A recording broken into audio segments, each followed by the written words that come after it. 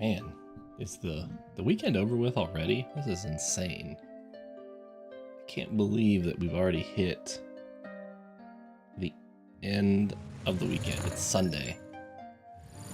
Feels like the weekend just started like 2 days ago. Oh well, it's not even that. I mean, it actually did start 2 days ago, but it does feel like it has not been a long enough weekend. It's insane. And we are currently, I just got a pop-up that said that we are currently in a heat advisory. Great, I love it.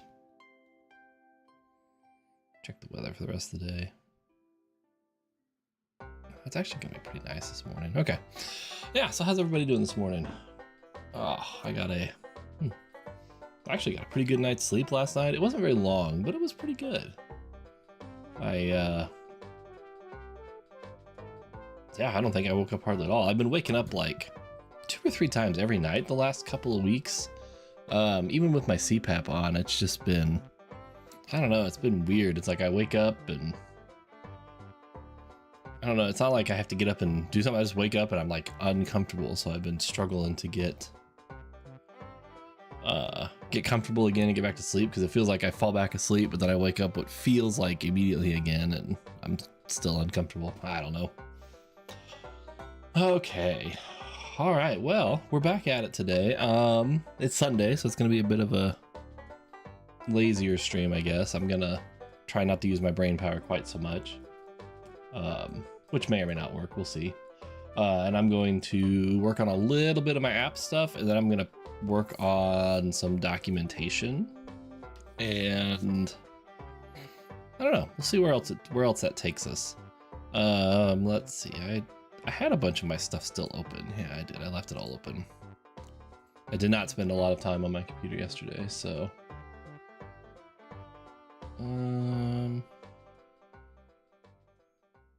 Why do I have all of that? Oh, that's Visual Studio. Oh, I have another terminal window that's running my Python script. That's weird.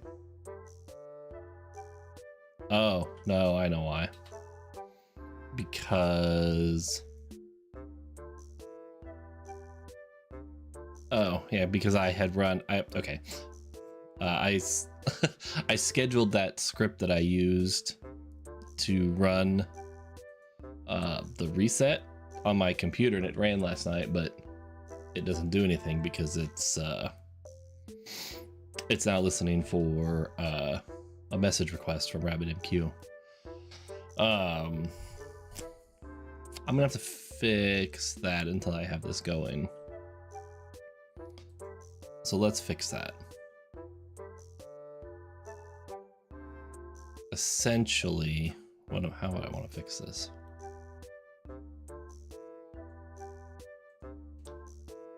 Well, all that code that I cut out to put in this stuff, I need to put back.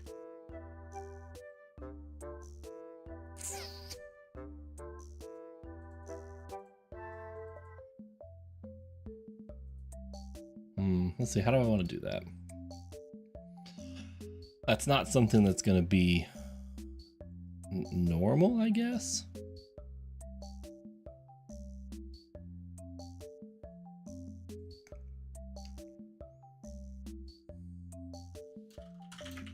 Because I have it all in Git, and I haven't modified, I haven't put it into Git yet. So let's go over here. Let's go GitHub. Let's go look at that code.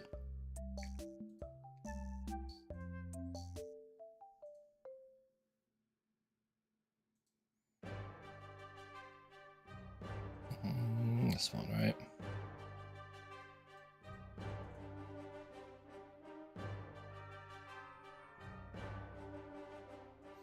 All right, so I think I'm going to put that back in for temporarily,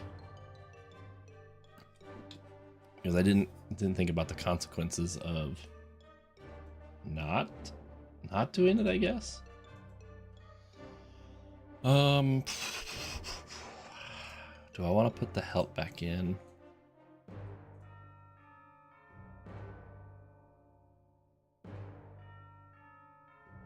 Actually, I think what I'm going to do is if the arguments is less than 2, then I'll do all the RabbitMQ stuff. Otherwise,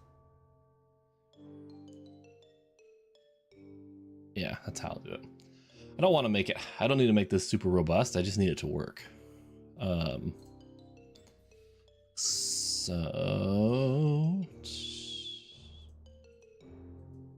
I even left the comment from last time. So first thing I'll do, so if len, oops, of, so I don't put the parens there,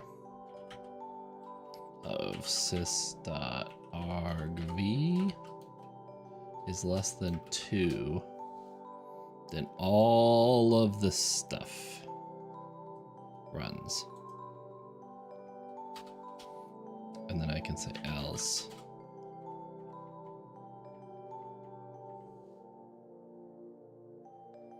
Let's see, how did I do it before? So I said, the command is equal to sys.argv sub1 dot lower, and I'll say run action command. So now the real question is the rest of this gonna work correctly?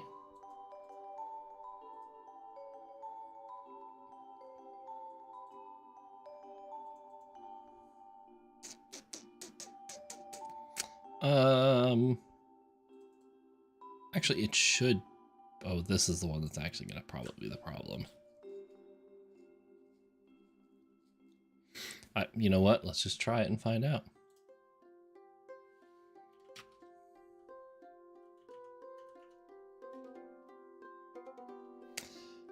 Well, I can't type because I have artv. It's gotta be argv.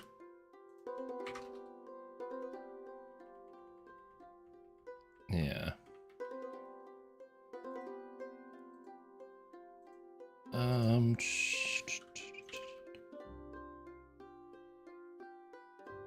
JSON equals true.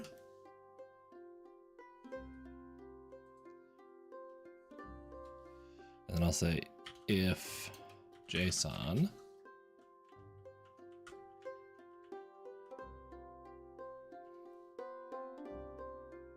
then I'll do that. And I'll say else new param is equal to param. There, so now when I run this one, I'll say false.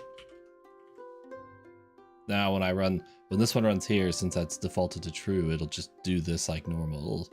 It'll decode it, it'll deserialize it, and then get the new parameter. Otherwise, on this one case, when I want it to run on my current schedule, I will say that it's not JSON, and then it'll just set the parameter, and it should just move on. Right? Yeah, new message. Trello reset.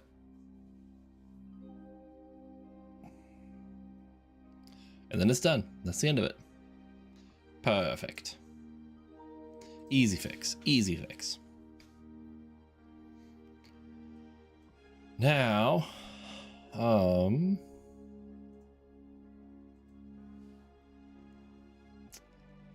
let's think about, oh, I probably don't want to close that yet.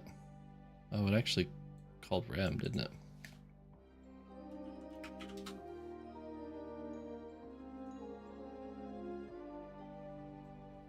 Because I did, I put rem.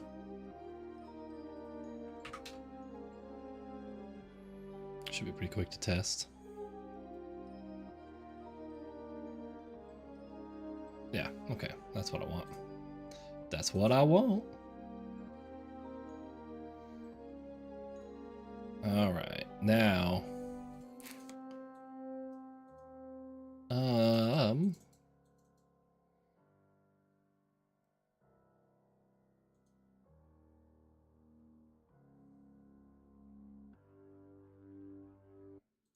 Except that now, how do I know? All right, I already know. So if I say Python, personal automations. So now I run it. Now it's sitting there waiting for commands from the message queue that I believe is still running. Yes, it says my database. So that's all still up and running. Let's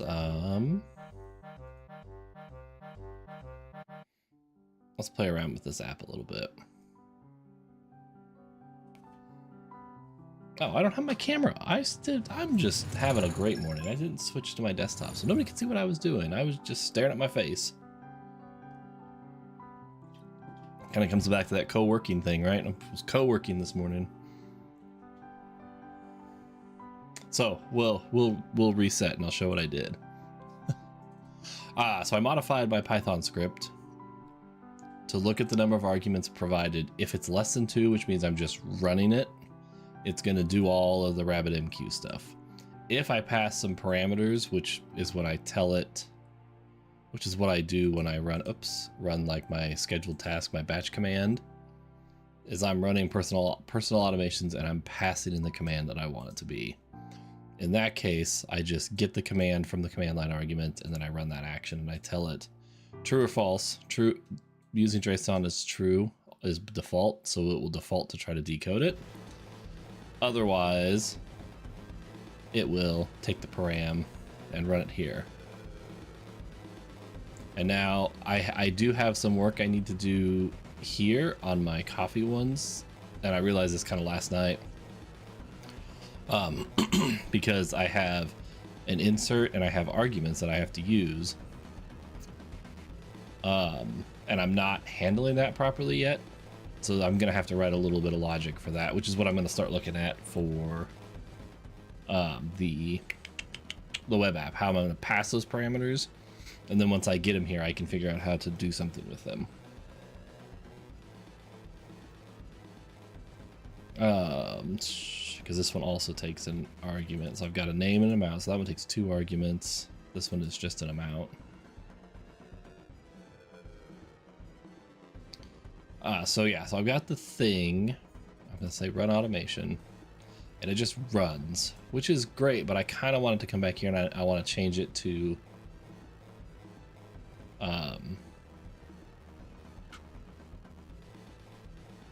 oh, it didn't work. Why didn't it work?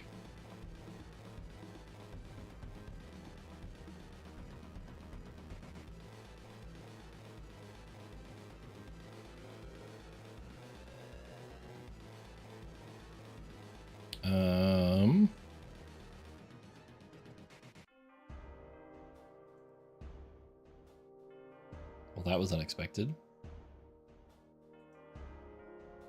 So I got RabbitMQ open still. It's user.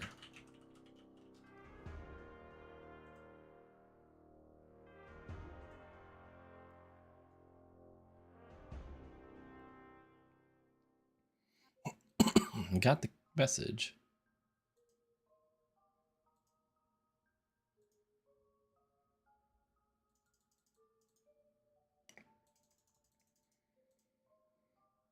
All right, well, let's check it and see what happens. All right, first let's push it and see if my queue, so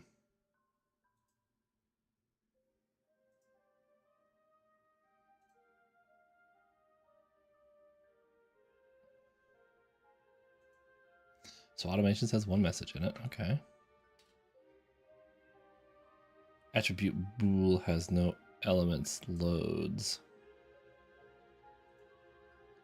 Okay, let's take a look here.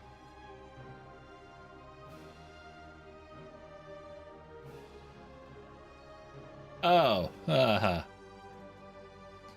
is JSON. There we go. Just a rookie mistake, that's all.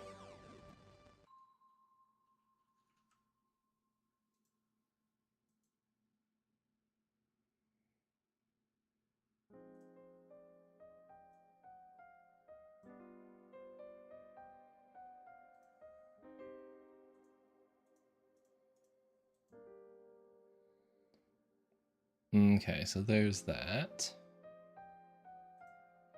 Now let's go back to this page. I got a lot of freaking windows open, don't I? I need to keep all that stuff I was looking to buy.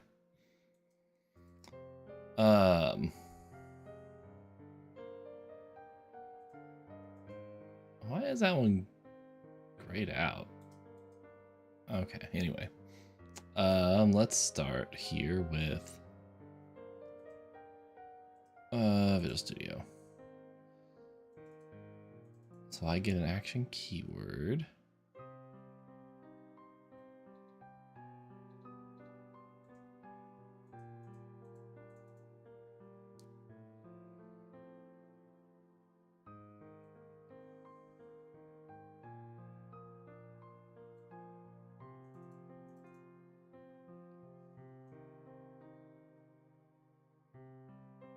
I'm gonna test something real quick. I'm gonna say input type equals text. That's what I'm looking for. What? Is that right?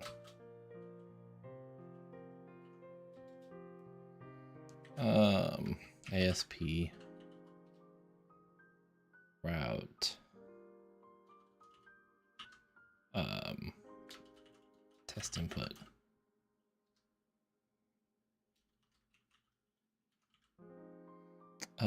We'll just say name.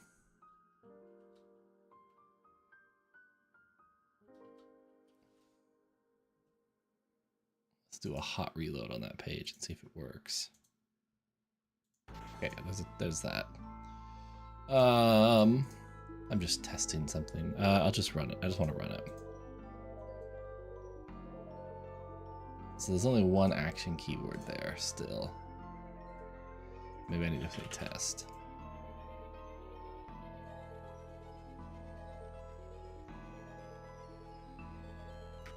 String test input.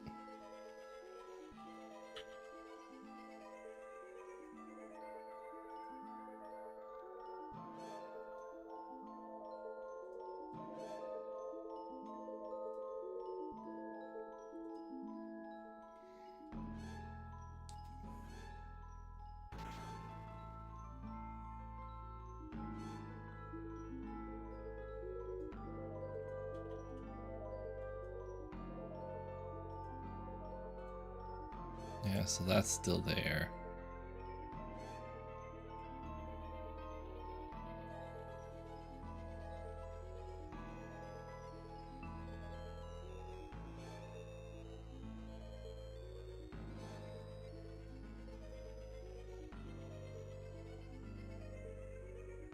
Oh, I gotta put the ASP page handle still. ASP page handle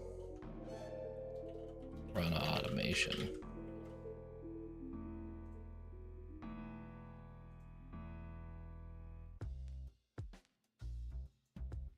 Trying to figure out how I can pass all of the parameters.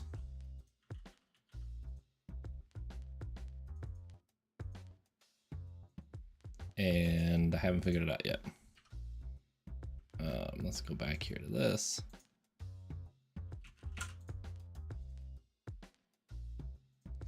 Yeah, so test input is null. Oops.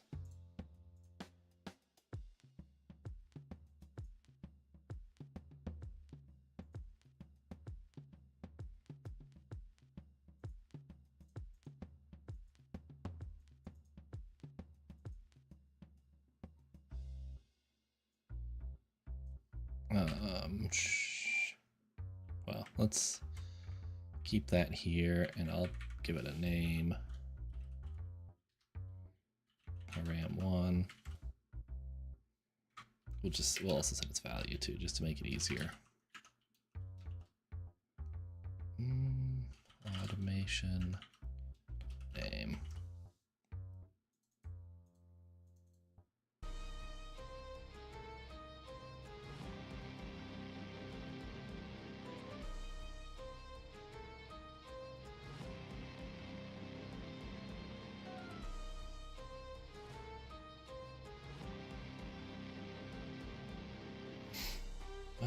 Let's see, come back here. Come back now. Alright, so copy reset Trello.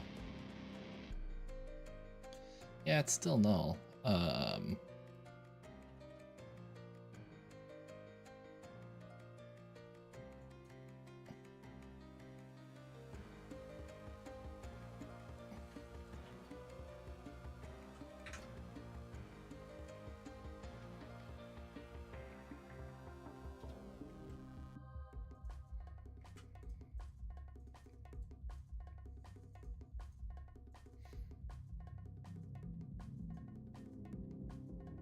Okay, so let's see. I want to simply...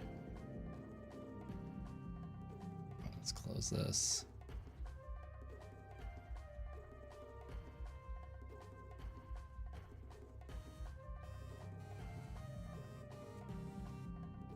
Morning, TBD Gamer. How are you today?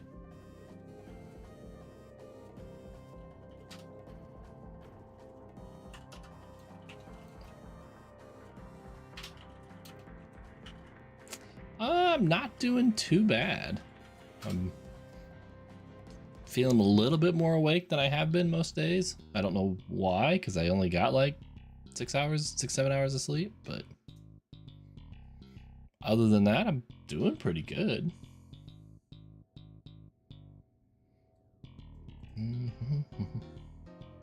Oh, there's not like a... Oh, let's see. You can use the action result to return a redirection.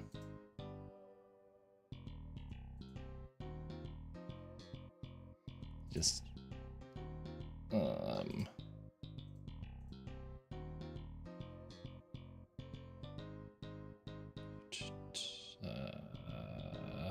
what am I doing? Let's go create. Edit. This is what I'm gonna look at.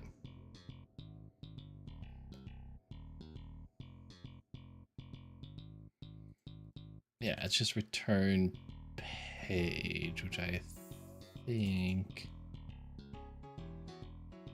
I want to do this. I want to say redirect. That's what I want to do. These are action results. I wonder if I can just do that.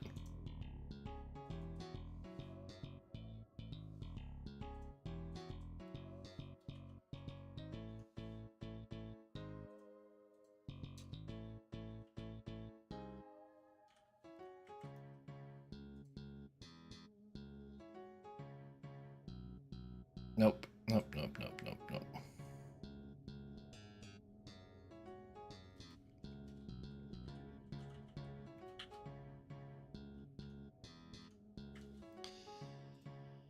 All right, let's run that and see if I can get it to act as expected. Okay. Do. All right, so that's acting as expected this time. Let's look, make sure it's still running. All right. No blank page after I click of the buttons.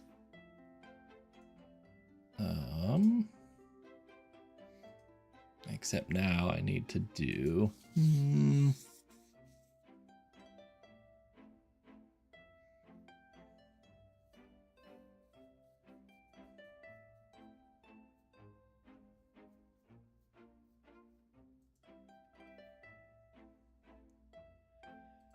So up here somewhere,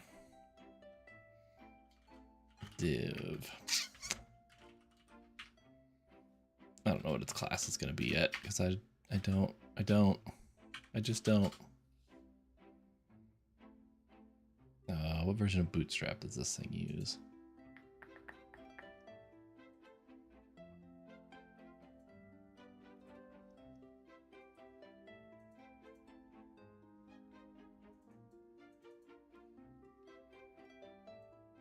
I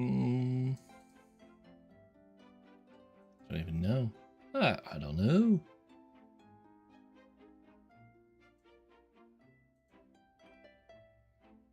Uh, 5.1. Okay. Do.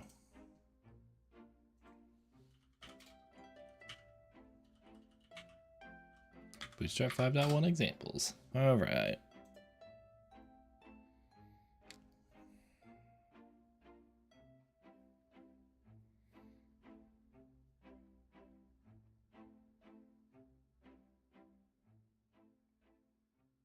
I do like the cheat sheet.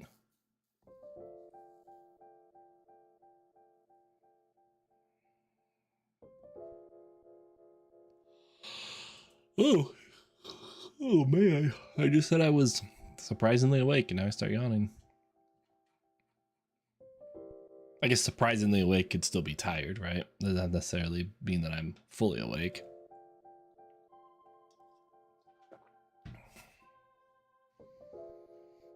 I think I'm gonna do it as an alert. I like that.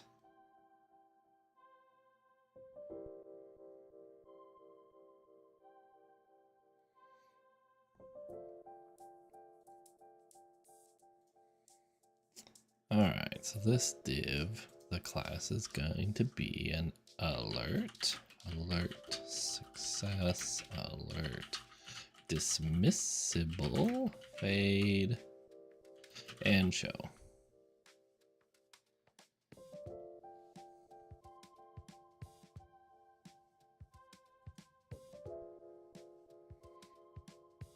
Yep, with a link.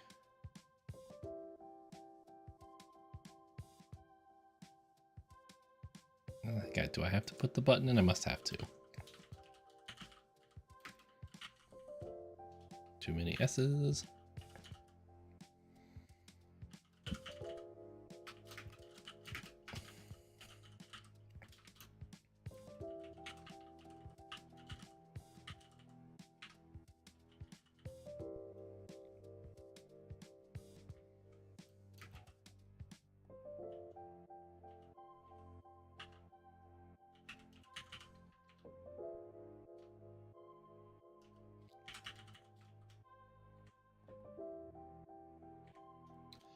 And close. All right, let's see what that looks like.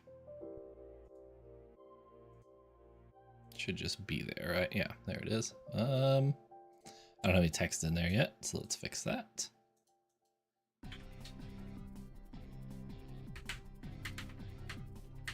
What do I want it to look like? I'm gonna say automation triggered successfully. Bang. Oh, refresh. And then I can make it go away. Okay, cool. And then when I reload it, there it is.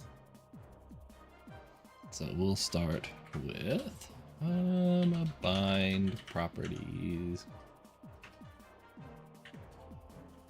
public string, alert message.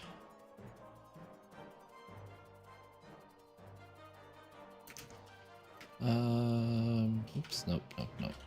Get set is equal to string.empty. And then I'll say that. I'll do this. It's going to be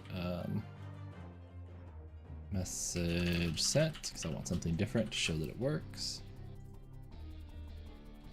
I'll say, oops, at if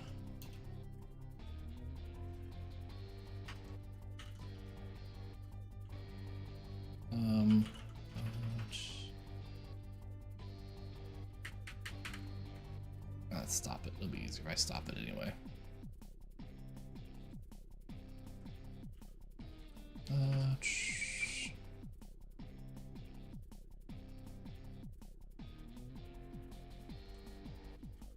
Model dot come on, brain.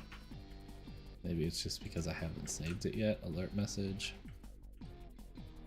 I really need my my IntelliSense this morning.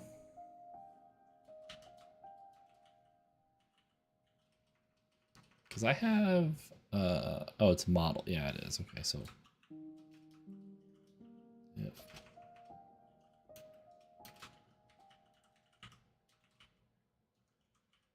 Length is greater than 0.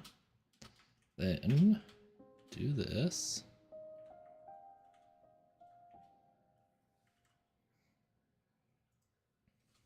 Okay, now run it. Boop, boop, boop, boop.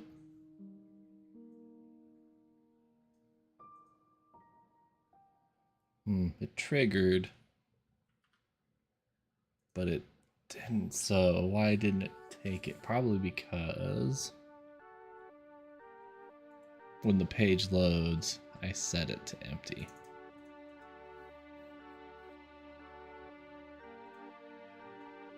Trying to think what the right way is to do that one.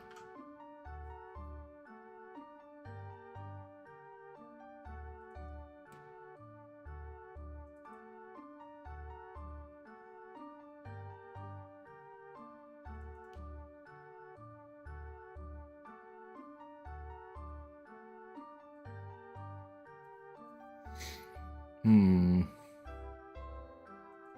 was kind of hoping that .NET would just take care of that for me for the duration of this. Unless I have to do... I don't think that's going to make any difference, is it? I doubt it.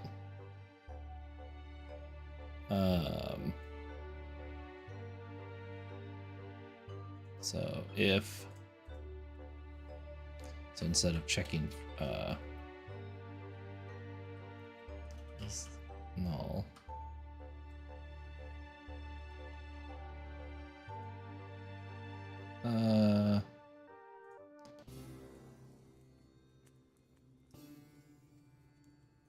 That's not, oh yeah, if alert message. Null. If it is null, then no, not is null. No, not null. You can't say not, can you? Is not null? Is that really a thing? Oh my gosh. We're going back to VB. If it's not null, then do that. I don't think that's going to work either. I don't think .NET's handling that property correctly. Yeah, it didn't do anything.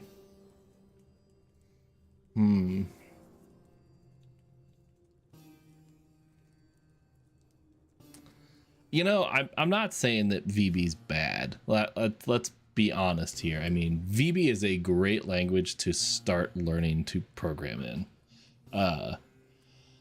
But there are some things that when you switch to another language, you're like, God, I really hate the not command or whatever it is, right? But yeah, I get that. Some people would be happy to go back to VB. I don't think I've ever coded faster than when I was writing code in VB, because when I first started working, they did VB everywhere, so that's what everybody did. So all of our projects were written in VB. But yeah, I don't know if I could go back to it or not. Because there is just some quirks about it. There are some things that VB does really well, and you just gotta live with it. Like, I think, what was it?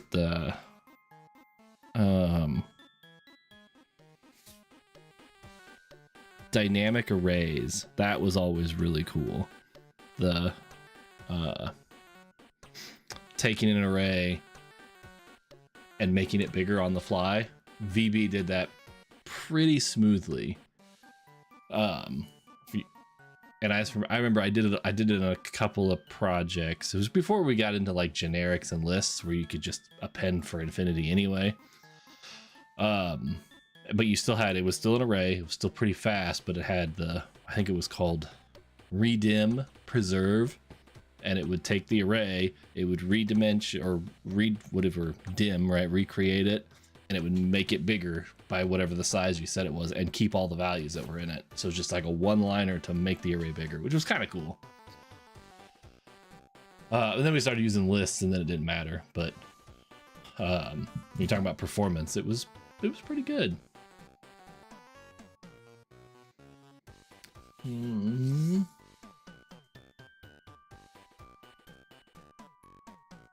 Actually, all I need it to be is I just needed to go to the session state. How do you manipulate the session in? Is it still the same syntax? ASP.NET Razor page.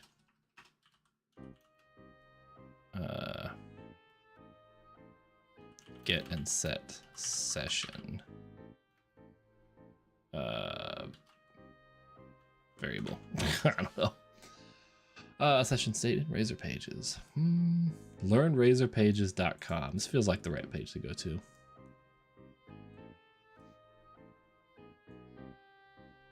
But it's not enabled by default. Oh, okay.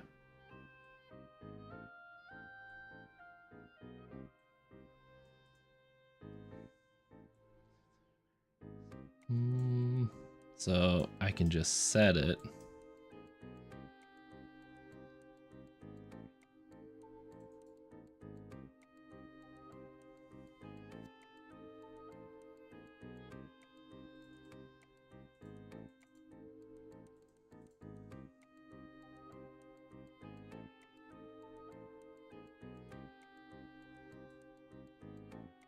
Let's use the try get, working with other types. Really just need a string.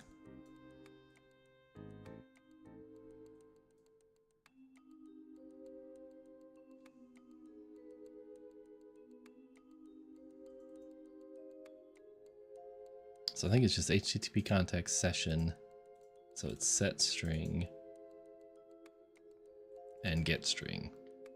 Let's try it. Let's get rid of this. Because that actually might work too for the list of parameters, since it's going to be, no, because I have to get them to the post. Never mind. I don't have any way of triggering them otherwise. All right, well, we'll stick with this. Let's not deviate. So I'll say var alert message, and then HTTP context. Oh, I haven't enabled session state. Session dot set string alert message. Oh no, key first.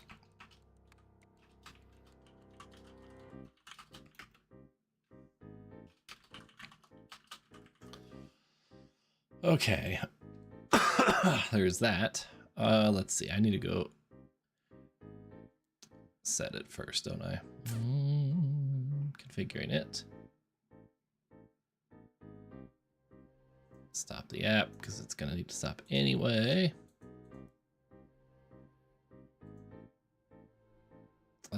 Services.add session.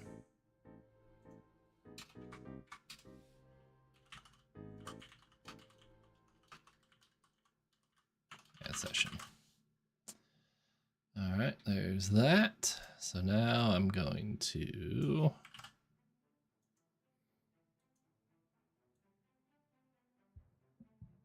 let's start with, can I do this? Get string. But I think in this case I need it to be a try.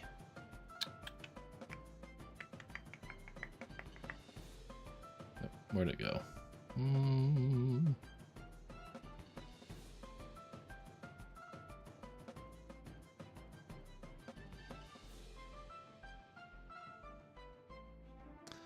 If try get.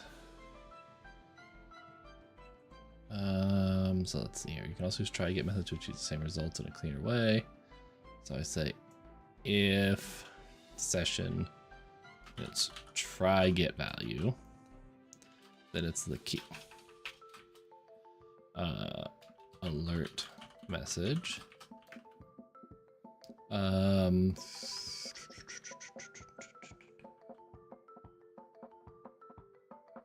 Try get value.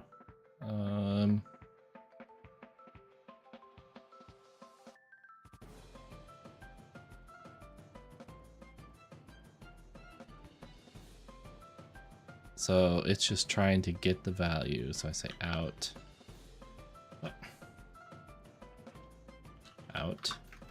right. Result.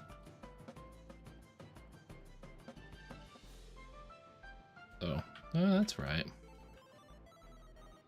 It doesn't like that.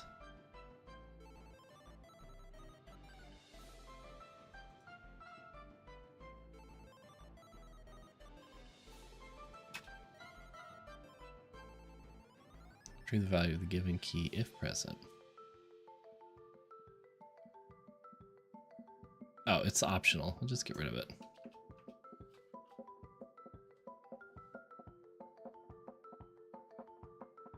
Oh, no, I actually do have to put something there.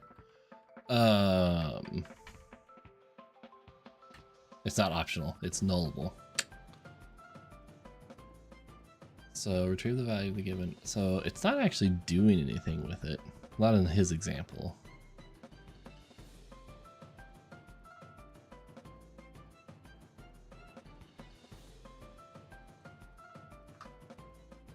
So I think that's right. So I create the result, it's just a dummy variable. And then if I get the value, if it's there, then I can say HTTP context.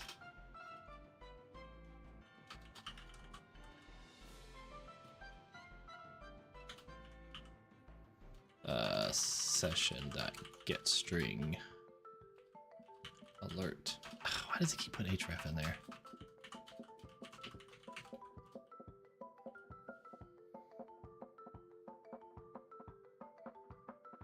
Oh, is it gonna work? Yeah, it's gonna work. I got high confidence. Oh, it didn't work.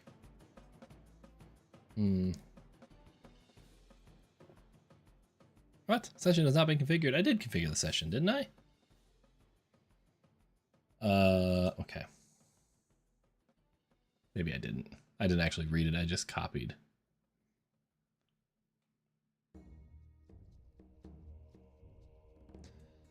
Is included, but it's not enabled. You enable session. You enable the session state in the startup file. Oh, I didn't actually tell it to use it. I just configured it. Oops. So I can go back to program. And then I'll come down here and I'll say app. What is it? Use session? Use session. Now it's gonna work. Guaranteed. It's good. I guarantee. Hey, it worked. I shouldn't act surprised. It did work. I knew it was gonna work. Ah, look, message sent. Look at that. No problem.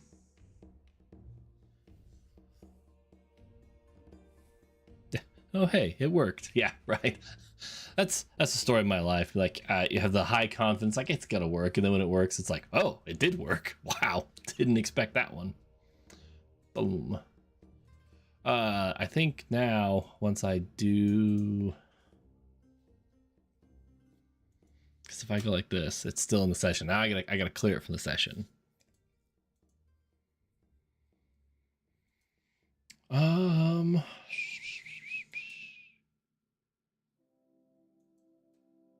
I think I can do this. Then I can just say HTTP context. Nope. HTTP context dot clear. That's not how I do it, apparently. Okay. HTTP another. That's what I thought. HTTP context dot session dot clear removes all keys and values. Maybe it's because I'm the way I'm trying to do it. Remove alert message.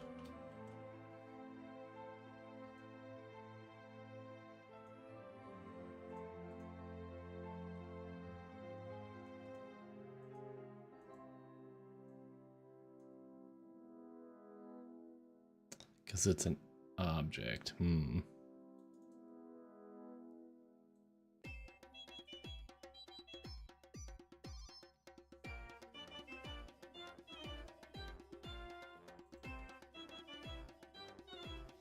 So how's the right way to manage that? Because if I try to build, that's not going to build, right? That's going to fail.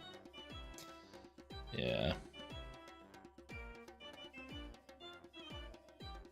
Can I just say bar X? No, it doesn't like that. Oh, is that just gonna? That's just gonna write it up to the page, though. I think. In fact, I know it is. I don't even know why I'm testing it. Oh, it actually didn't.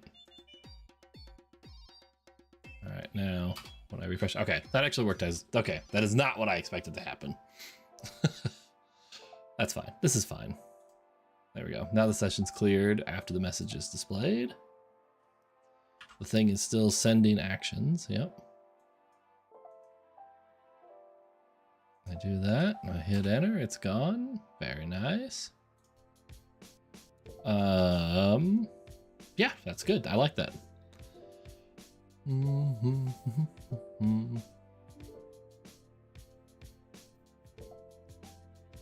That is fancy times.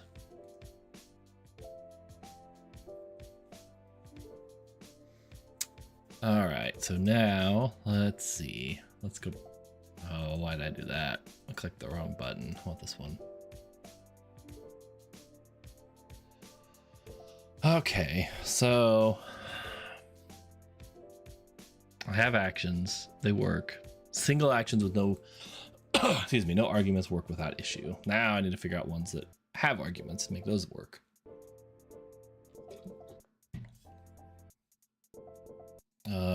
I need to fix the parameters page because it's not working right. Parameters, create. Let's get rid of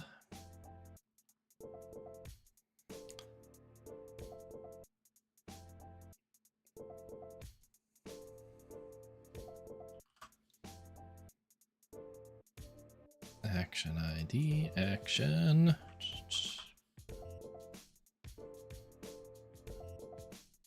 You're just realizing how much effort to how your clever distributed system takes to add a large features. That's unfortunate. I love how it is like the quotes clever, like this is a brilliant idea, and then later you realize maybe this wasn't such a brilliant idea.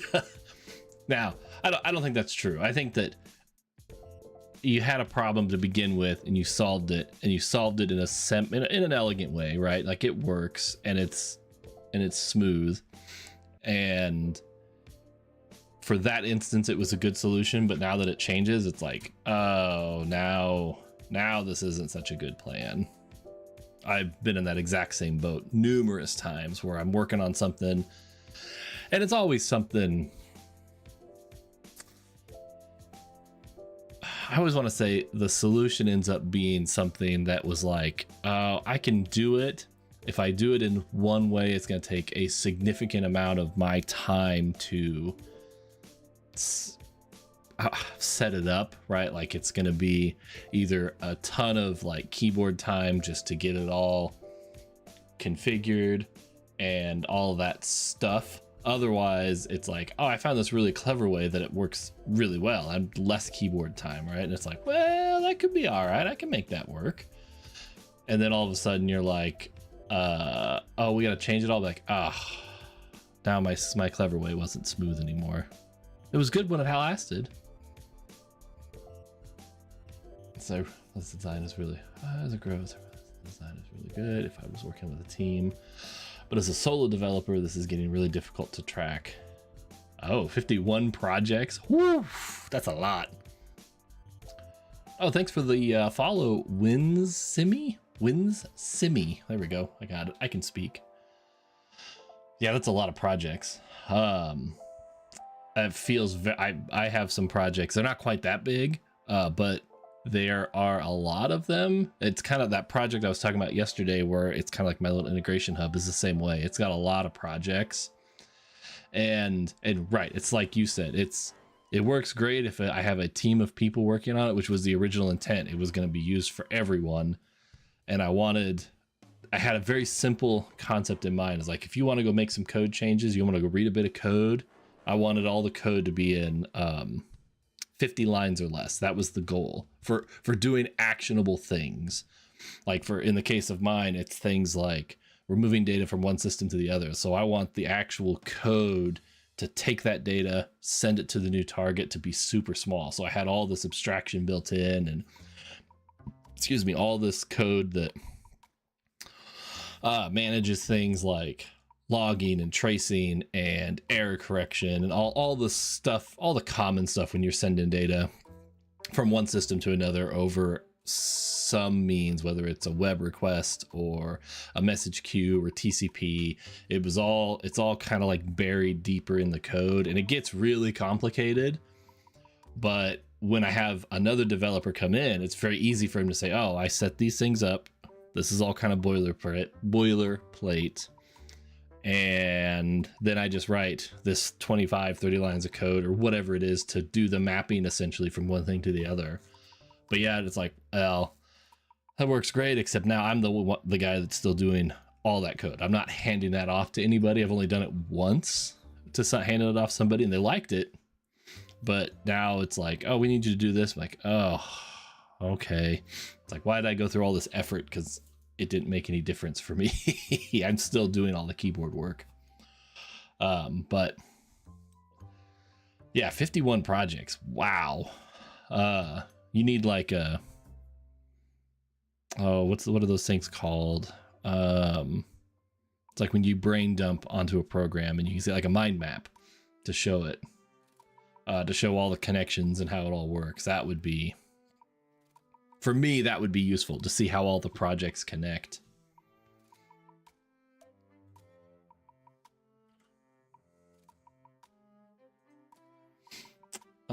Let's see here.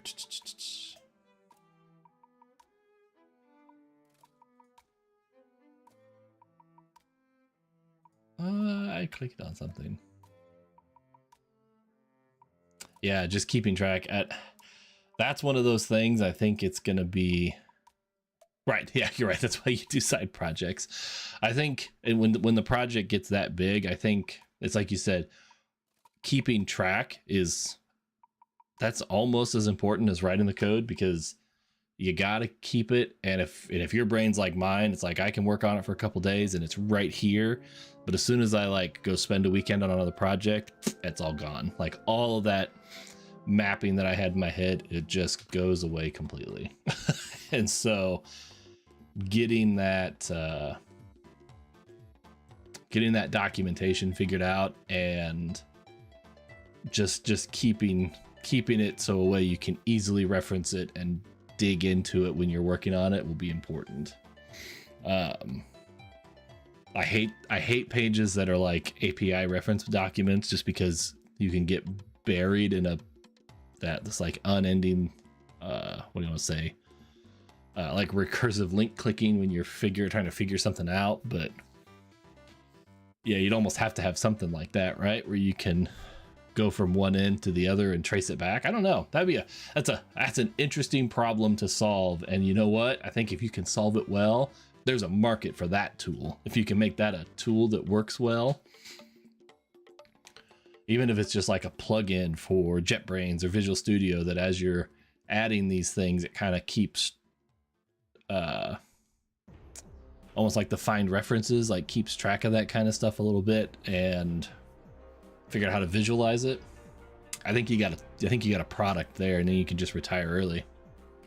Because I would pay a lot of money for something like that. Because I love the graphical representation of how all the systems interact. So like when I'm building projects, especially when they get fairly complicated at work, I tend to build a lot of Visio drawings. And these Visio drawings are not high level type stuff. It's like it might be like module to module. Here's the communication. Here's the sample of the data. Like, here's what I expect it to come across. Here's how we change it. You know, like, is it JSON formatted? Is it binary? Is it XML? And that helps me, I guess, when I'm working on something to understand seeing the payload that's going back and forth between the systems. I don't know why I need to see that to understand it. Even if you say, oh, it's this class, like, it doesn't help me, I guess. But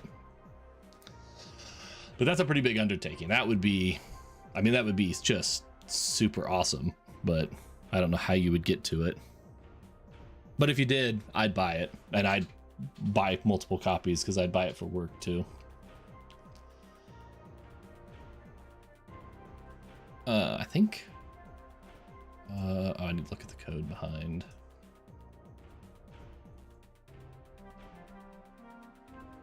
Yeah, I want to get rid of all of that.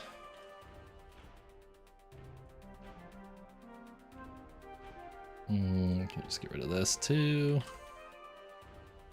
And that one as well.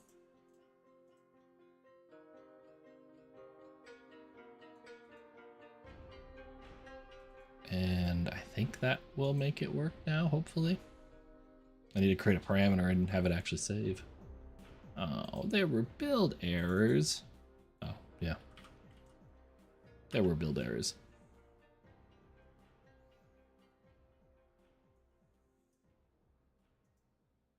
Let's see, I have an action, this one, right? This is action 2. Action 2, this is gonna be test param. All right, so now I have a test parameter. It hasn't done anything yet, but I want to be able to put those parameters on here, probably above the button.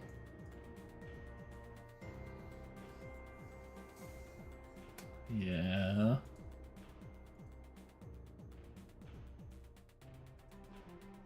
So active automations.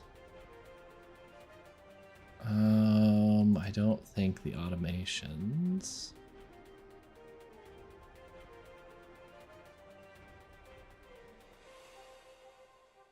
Index model.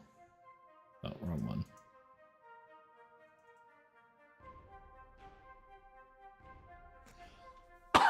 Okay, it's out. It is automation action.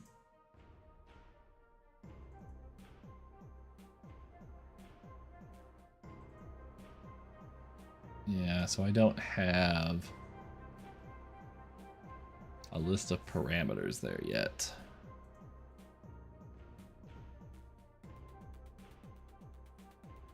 I think I need to change this object to being like a view model type object. So I can pull in all of its. Well, I've got a payload. I could just use the payload. It's the action and the parameters.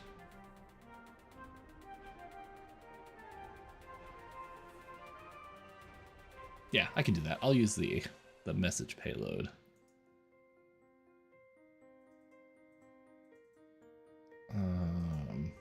Except now I'm changing the base property of this one. I should change the name.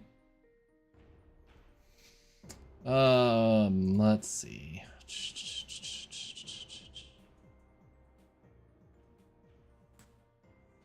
So this project you've got that's got 51, or solution that's 51 projects in it, is that your oh, I'm drawing a blank on it. The agile project, what do you want to call it? Team, what is that called? I'm drawing a complete blank. Team management, work management thingy. I call it the work management project. Yeah, okay. Yeah, it's a cool project. I've enjoyed watching it, like when you're working on it, like just seeing it, because honestly, that's something I wish we had where I work. Yeah, and that's absolutely what I want it for, because we don't, where I work, we don't have a good methodology for planning. I mean, we as a company kind of do, but in the IT space, we don't. We have zero.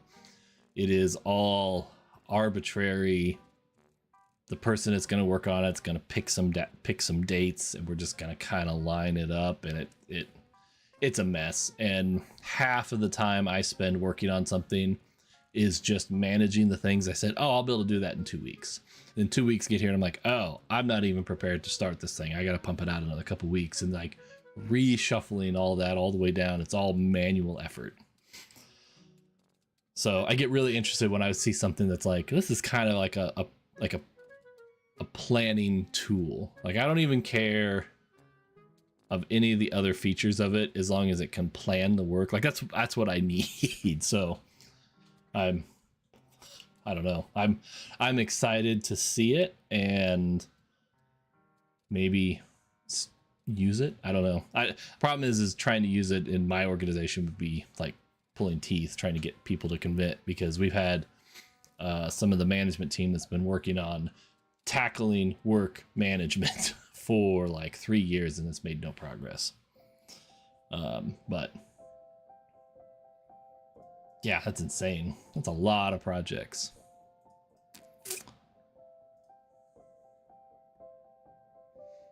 A lot of organizations struggle with this. Yeah, they do.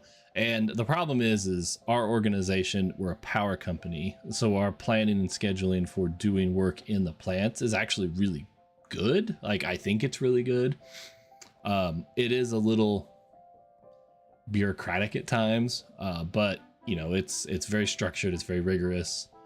We have a whole planning and scheduling department.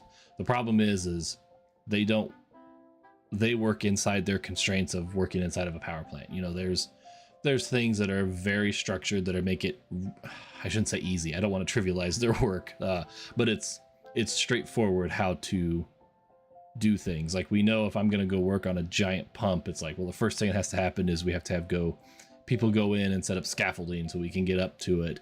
And that we know about how long that takes because we've got 40 years of data on how that takes. And then, you know, then the valve guys come in and they'll disassemble the valve and they'll take it apart. And all of that is very structured, almost like a mechanic shop, right? Most good mechanic shops tell you pretty accurately how long a job's going to take, just because it's mostly the same with a little margin of error.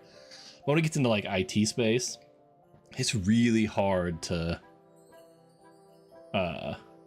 quantify how we fix something, right? Like, it seems like it should be simple, but it's not, especially if you get into something that doesn't work as expected.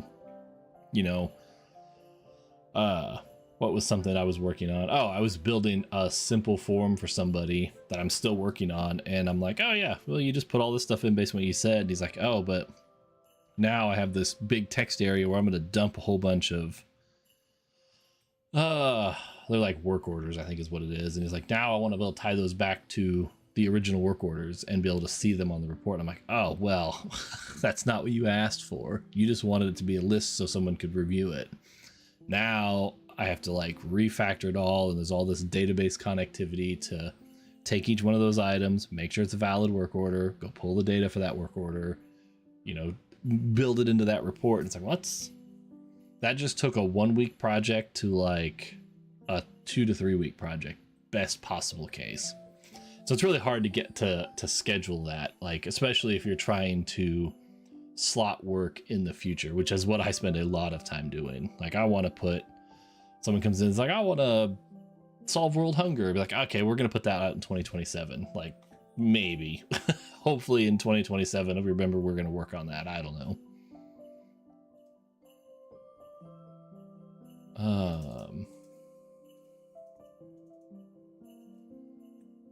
Gosh, what do I want to call this? It's no longer a payload. It's the full action. Well, I'm not going to rename it now. I can refactor it later. I don't want it to be on create. Let's close all these. I'm struggling to keep track of what's going on, and I'm working on a single project.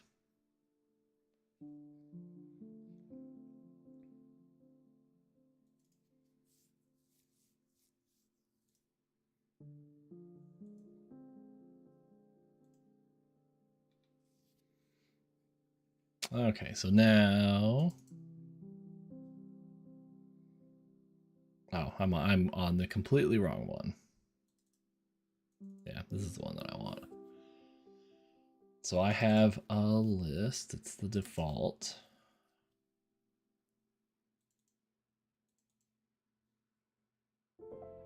I thought I had these things linked together. I must not in my data context. That was clearly an oversight on my part.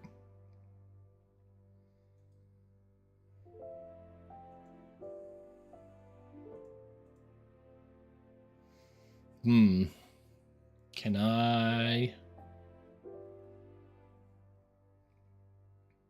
trying to think of how I can refactor this so I can include the parameters without really screwing up the whole database backend.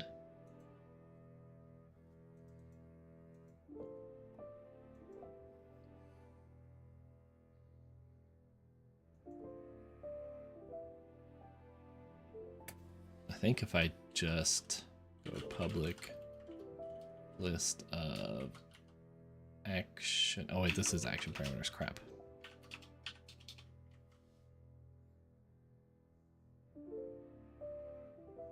Oh, lurking away. Automation actions.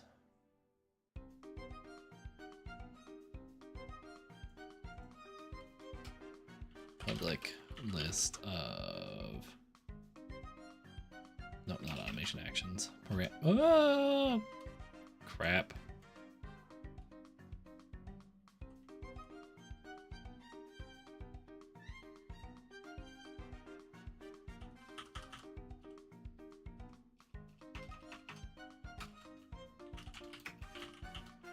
Of action parameter. There we go. New list.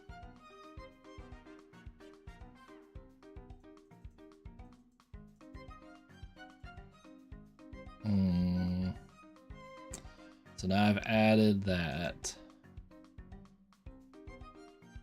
So now I'm going to have to do database migration. I wonder what that's going to look like. All right, here's what I'm going to do. I'm not running it.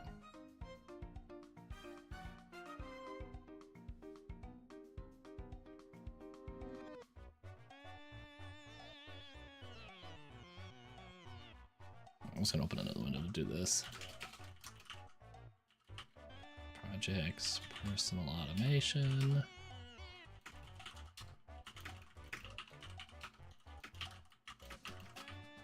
Got the finished with the basic action triggering on the web app. Push those changes so I don't lose them. All right, I pushed the changes. Now I'm gonna mess with the database, even though I've done that already.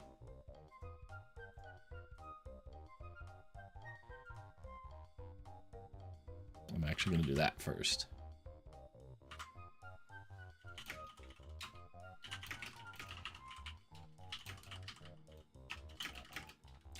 Removed the parameter list from the action to have a clean commit before I try to break things.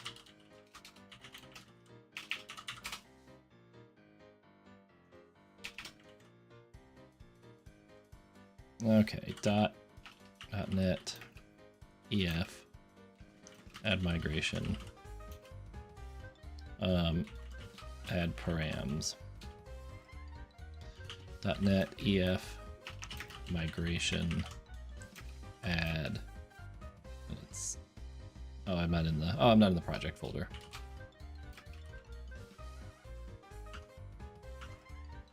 Apps. Man, it's buried deep. I forgot about that. Migrations add params.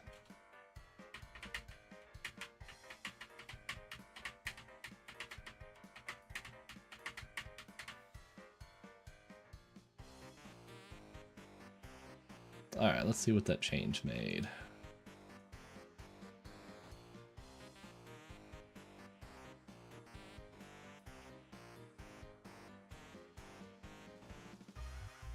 All right, well, okay. .NET EF update or .NET EF database update.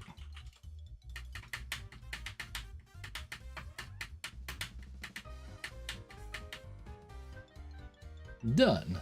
All right, let's pull up that database. I don't have SQL Server Management Studio.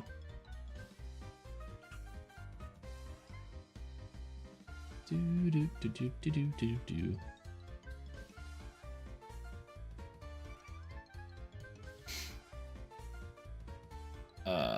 Oh, bugger. Why did I make that password?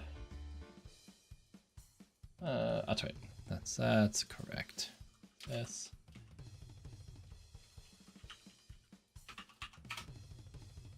Got it.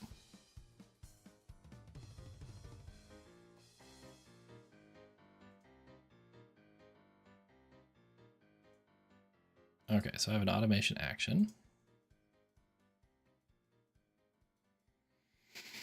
All right, and then I have action parameters. Did it blow away that database? It did not. But I do need to change that to say it's automation action 2.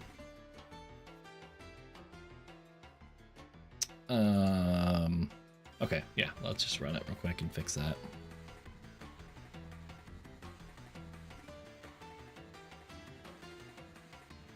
Edit. It's not there. I gotta add it. Because yeah, why would I think it's gonna just be there? Idiot. Idiots.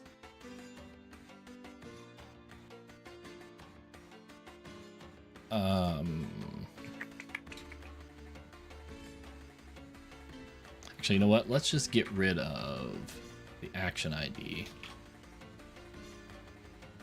Automation action ID. Oh, it's not there.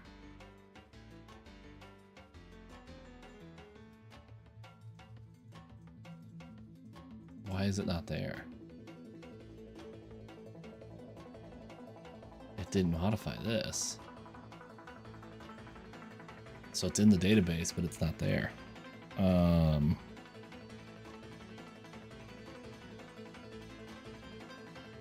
So when I create one, it's not going to work.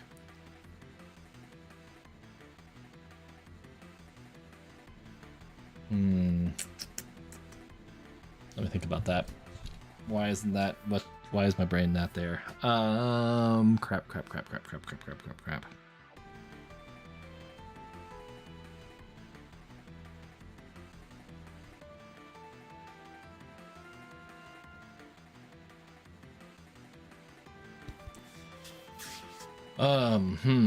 Okay.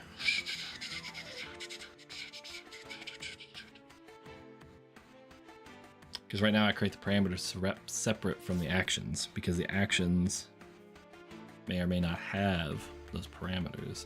The database has the ID, right? Yeah, the database has the automation action ID, but like in this case, it's not there.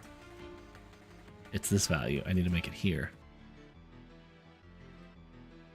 So I've got a foreign key constraint on the automation ID.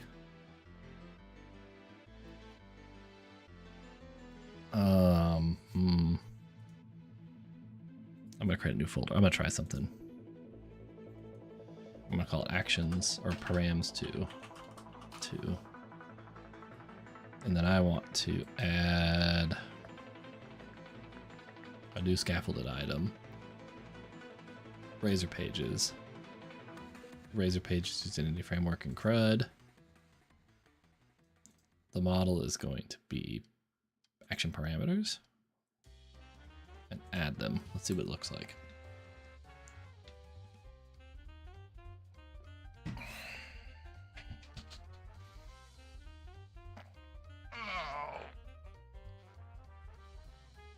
We have to do a transition to some standing.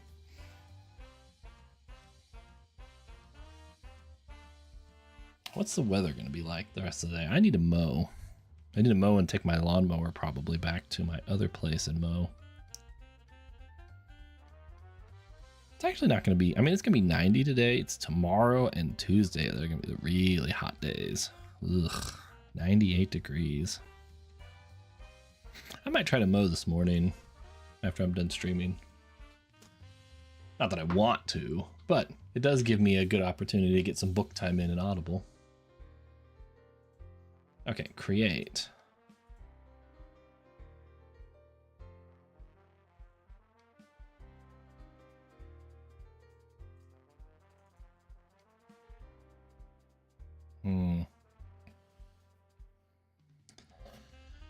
So even here, when I create them,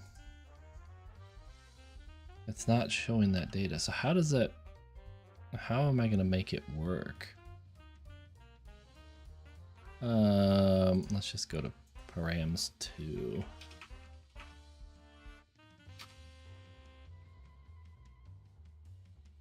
All right, so this is params 2. I'll create a new one.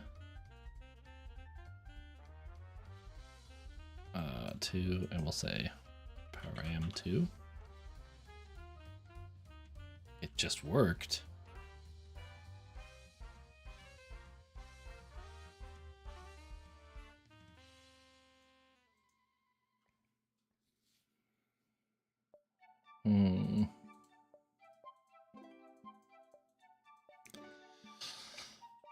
So this is my .NET or my Entity Framework stuff where my brain is just not there. I don't do this very often.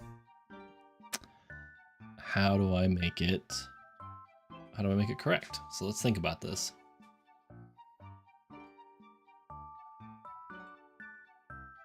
So I don't have that automation action ID.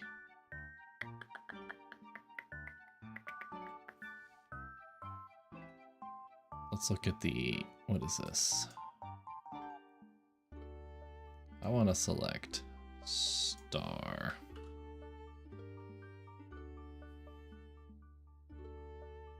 So it's a one-to-many relationship, which is what it should be. But how do I make sure that when I create the child objects, the many, how do I tie them back to the parent? All right, Google, to the Googs. .NET and Entity Framework or one-to-many CRUD example. That's what I want. I don't want to watch a video.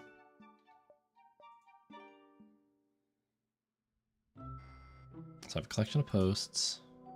All right, yep.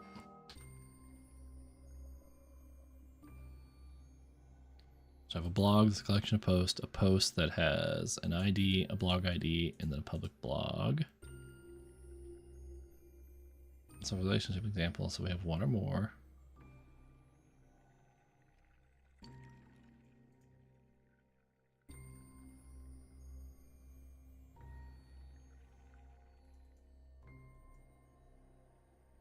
I don't care about the optional side. Required one of any with shadow foreign keys.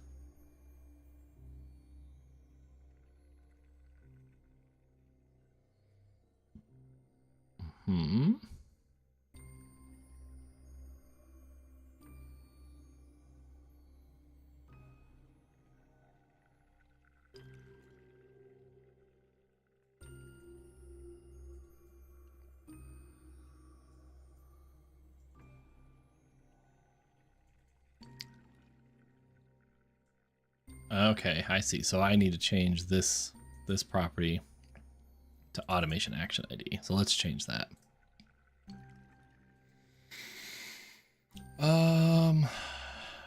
Parameter. So this is automation action ID.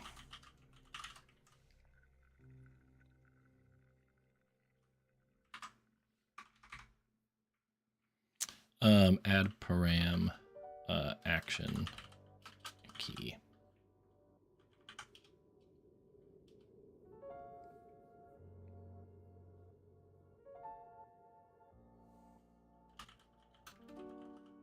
Oh, yeah, because I can't just change that, can I? I have to right click and say Rename. Automation action.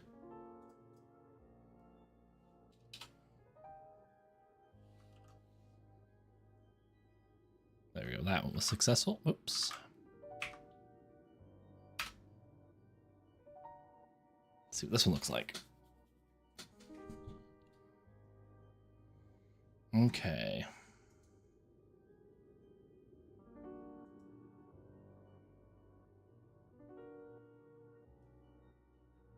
Yeah, I'm not going to do that. I'm just going to do it.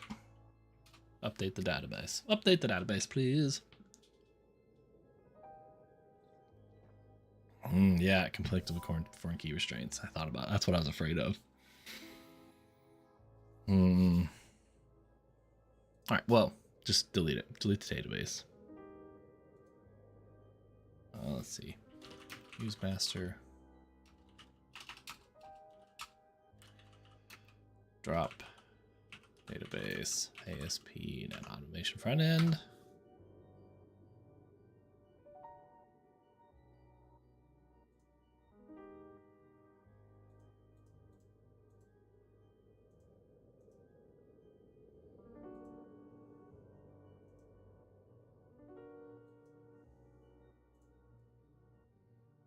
Oh, it's not going to drop. Query was canceled because I'll just do this because I can close the connections that way because I don't remember how to make it close automatically.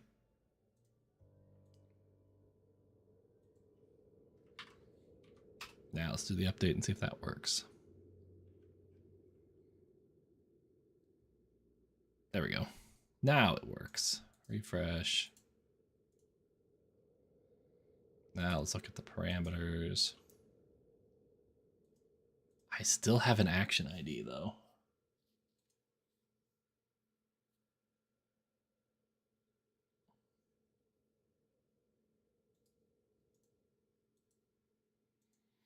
So let's see here. Alter column, automation action ID, up.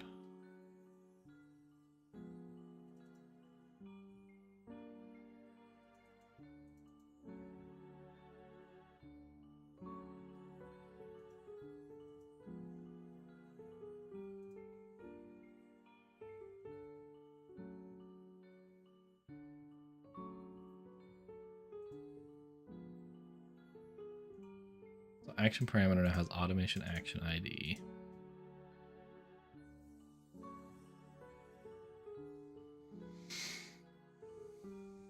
So let's look at this and let's, nope.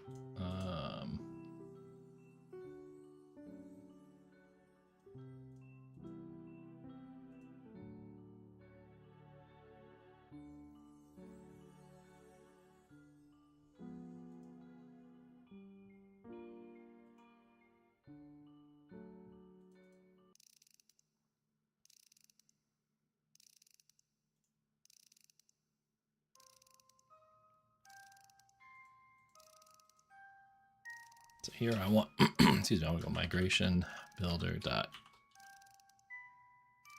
remove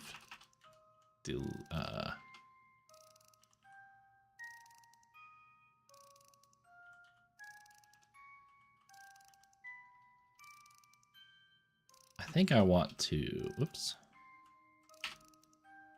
I don't want to add a column. I want to rename a column, I think.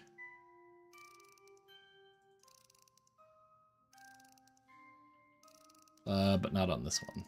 That's the wrong one.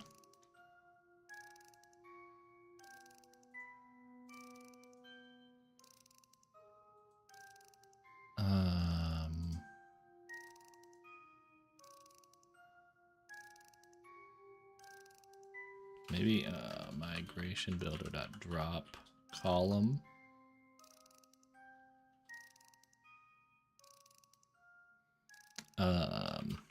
Action ID.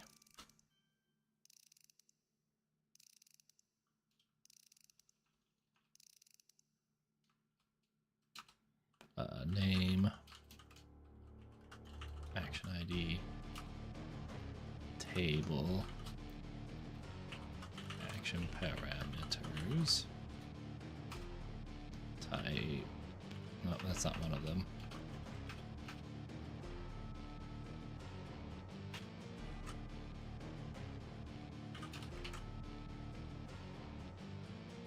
Can I update it again? I don't know if it'll let me do that.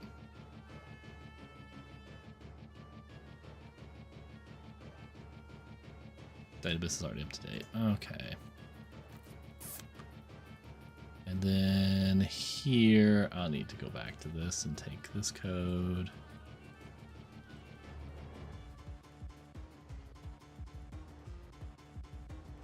Yeah, oops, wrong one. I always click that wrong one.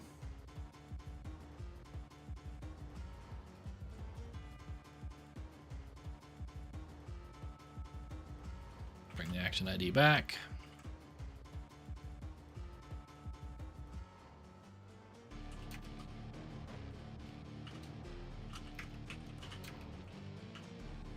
Or not table.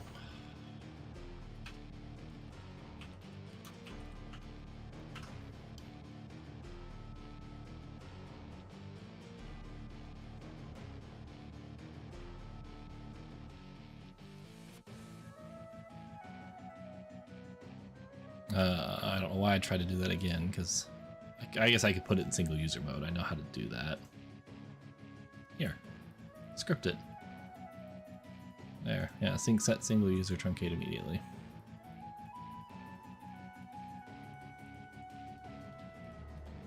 Alright, and now do this.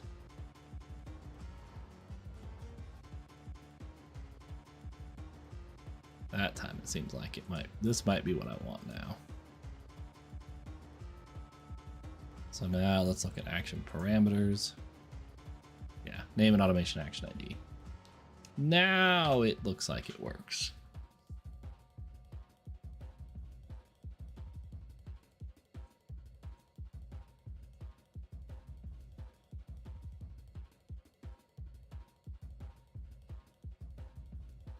So let's create one here. I need to I'm going to create a new one here.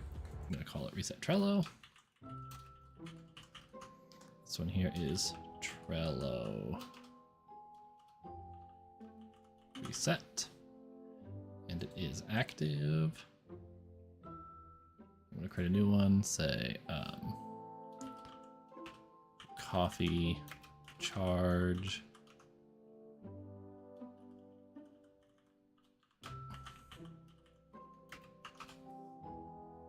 And this one is 2. Amount. Okay, that all worked well. Well, let's close all these extra pages again. Let's come back here. I actually can get rid of all of that. Let's just go to the index page to start with.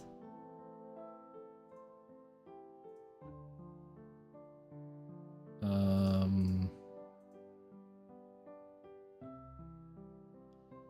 I need to stop it. Equal to 0. Put a breakpoint. I want to look at that list. I don't think, because it does lazy loading, so I don't think it'll be included by default. So the active automations for this one has no parameters, right? So dot include, now I gotta figure out how to force load child objects.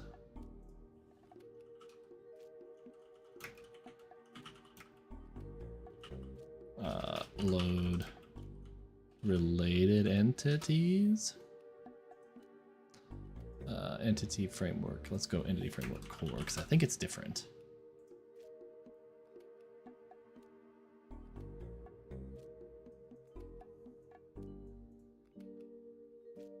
Lazy loading.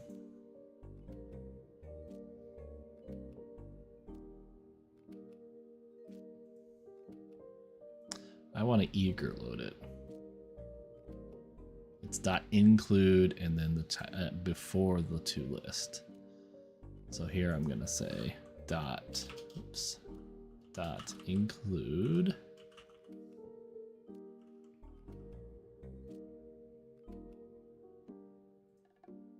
it's actually even before the where statement.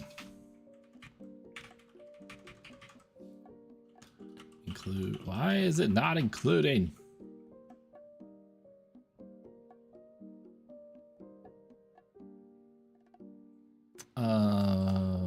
Logging context.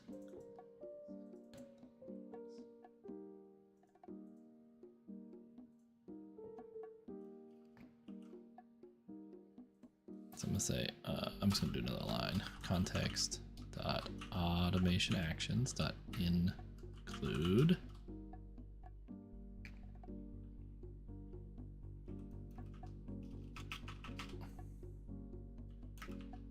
No.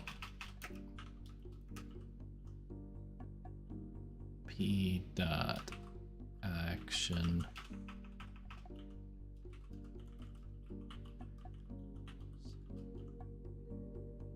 Now that's funky. Why is that acting so dumbly?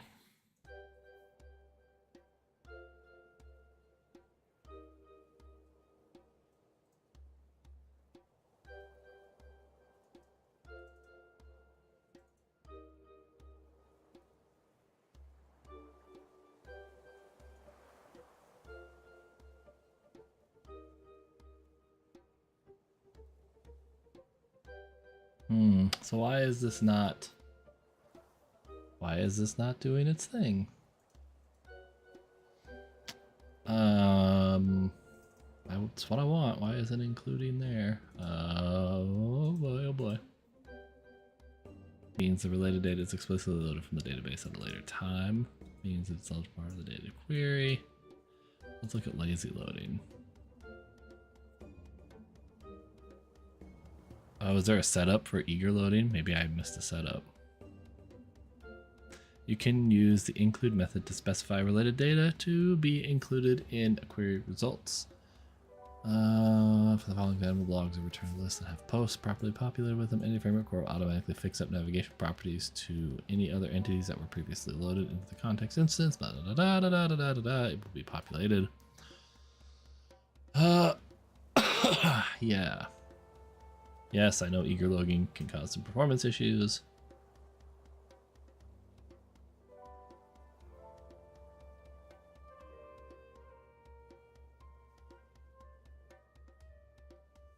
Then include.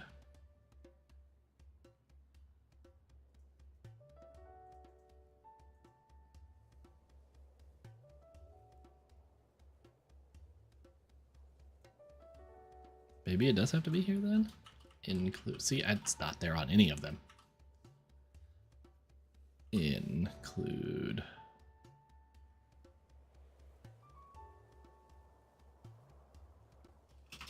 Dag! Why is this? Why are you dumb? Why am I dumb? That's a better question. Why am I dumb? Oh. Oh. Yeah, I'm dumb. There we go. No, if this is...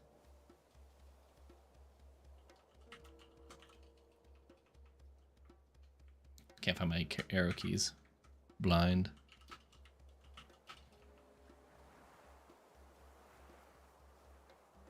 Because in actions has a top. Maybe my relationship is wrong. No, because I set it up and it's there. So I have that. Maybe it's required one-to-many.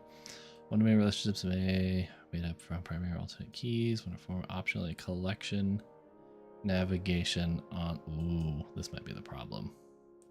Collection navigations are instances of .NET collection type that is any type implementing the iCollection T. The collection contains instances of related types. So it's not an iCollection. Maybe that's the problem. Because I just made it a list. Crap.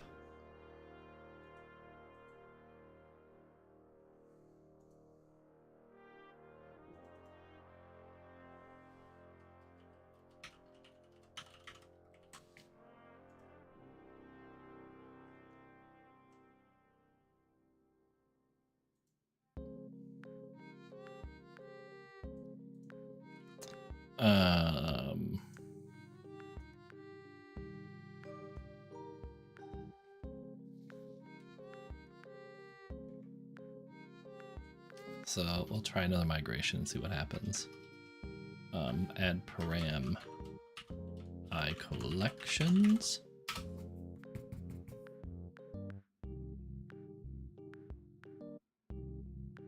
Still haven't updated that. Done. I don't know what it did. Did nothing. Okay, that's fine. We'll say .NET EF migrations remove.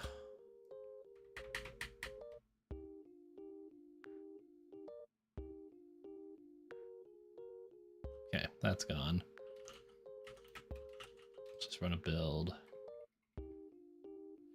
I got a bunch of warnings. Parameter QMS parameter QV host. Oh. Oh, I think I knew about those. Those were already there.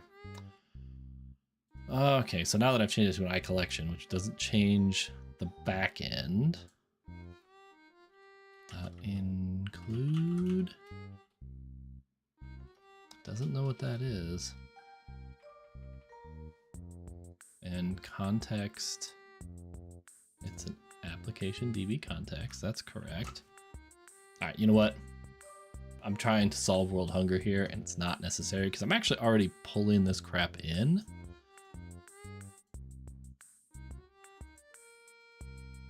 But I don't know why. On post run automation.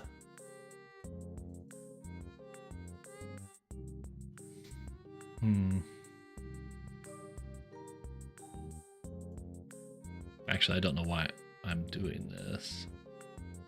Oh, because I know why. Because I was pulling it in so I could have it to serialize it. I'm not actually doing anything with it.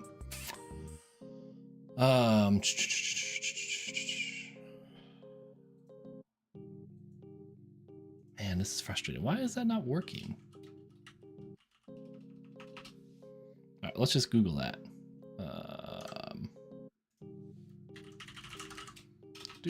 Google.com. .NET EF. Include method. Not working. Not working. Oh, here we go. db.questions.include practice in a separate and different subquery my link expression. Ooh. Hey, what's up, kiddo?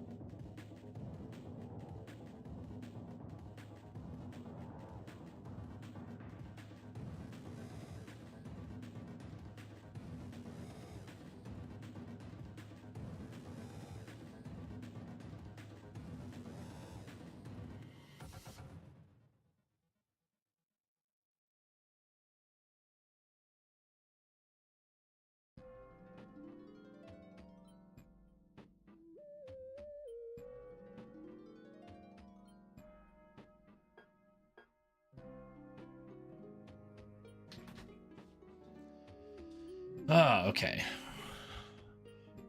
Nice. All right. Problem might be related to your subquery my link expression. Not using link. I never liked link. Get away from that.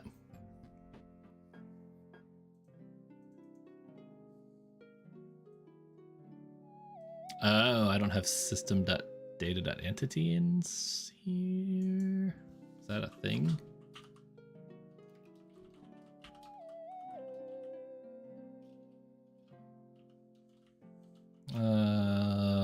No. Maybe.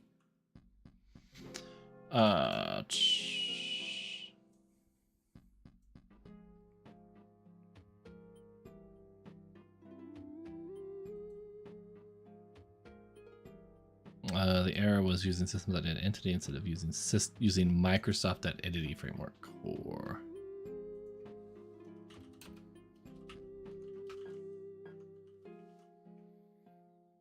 And dot, oops, include, there it is. P dot parameters. Bam. It's gonna work.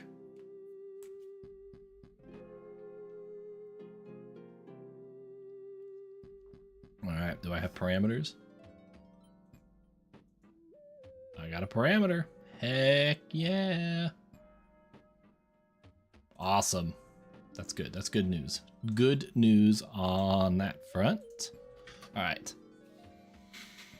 So now every action, or I'm sorry, every automation has the parameters option. They're there. So now I don't need to do this anymore. Actually, I don't even need to do this. Because when I have on post automation, let me think about this.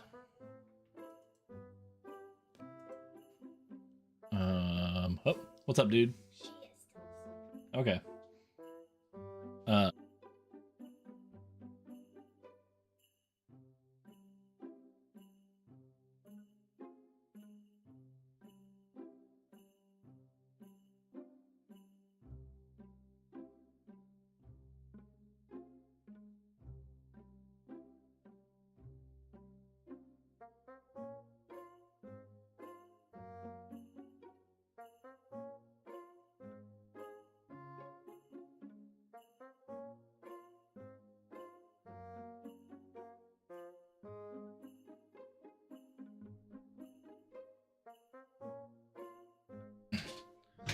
Gonna have to stop, make a not a bathroom run, a breakfast run.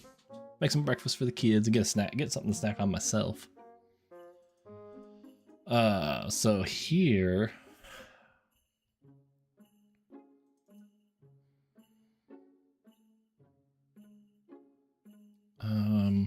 you know, I'm gonna do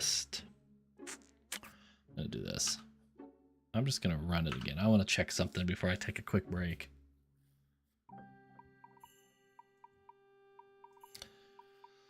So I'm gonna click the coffee charge, excuse me, which gives me the action keyword.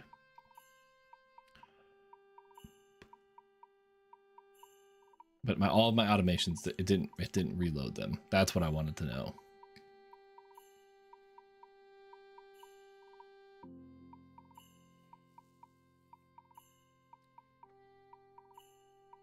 So I would have to,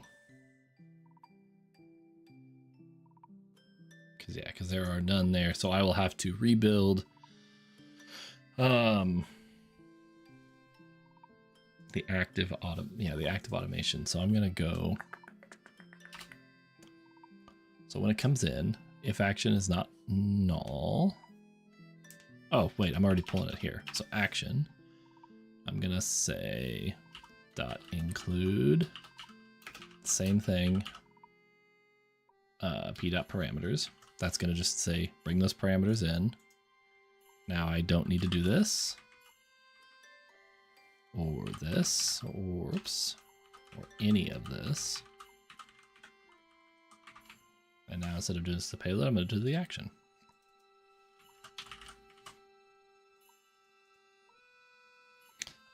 Yeah, so we're gonna pull this one up. We're gonna run it. So now it's gonna be listening to those logs. Run the app.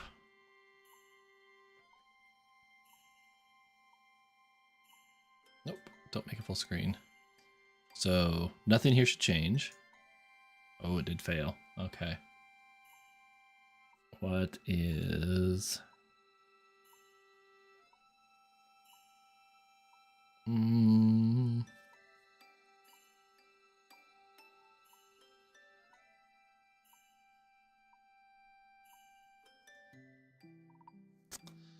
What's the payload? It's called action and parameters.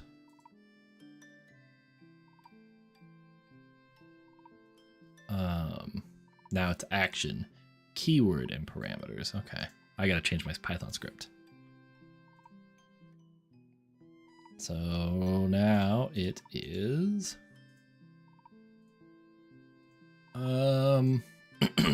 actually, what is it?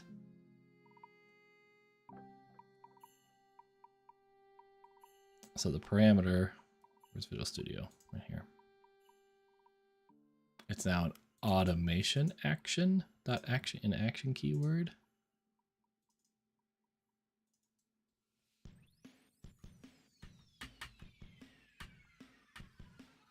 Actually, here's what I should be doing. I should be printing this before I get anything. That would help debugging. So I know the fix, but this is going to be just to clarify that error. So I got a new message, and now, see my action, it's action keyword. So when I get the new parameter, it's now action. Well, it's still action keyword.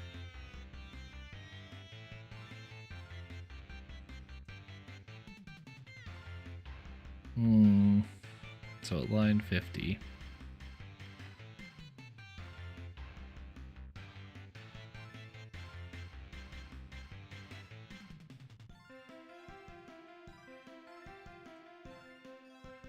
Let's print data.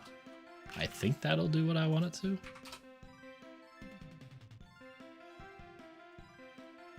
I should get 2 prints here.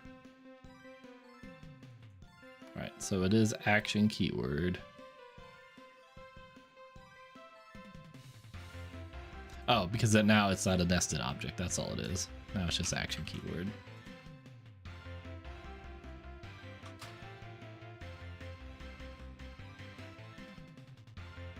There it goes. And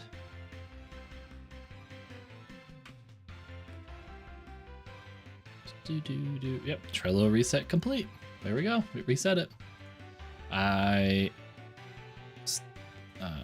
would like to still do print. Resetting Trello board. I also would like to do this on all of them, all of my prints, because it makes them easier to find. There. Oops. Nope.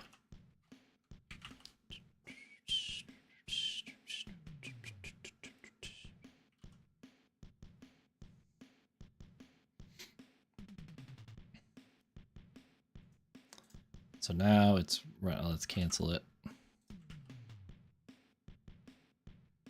So there we go, run it again. Click the button. Now I'm getting a new message. Resetting the board.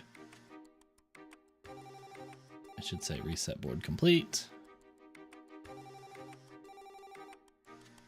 There we go, reset board complete. That's good. Now this time when I get it, I'll click it and I should have parameters. So now I have parameters with no value. Okay, unknown action. Right, that's good because it's not a real one yet. Okay. All right, I gotta take a quick break. I gotta get something to eat for my kid and refresh my coffee. I'll be back in just a couple of short minutes.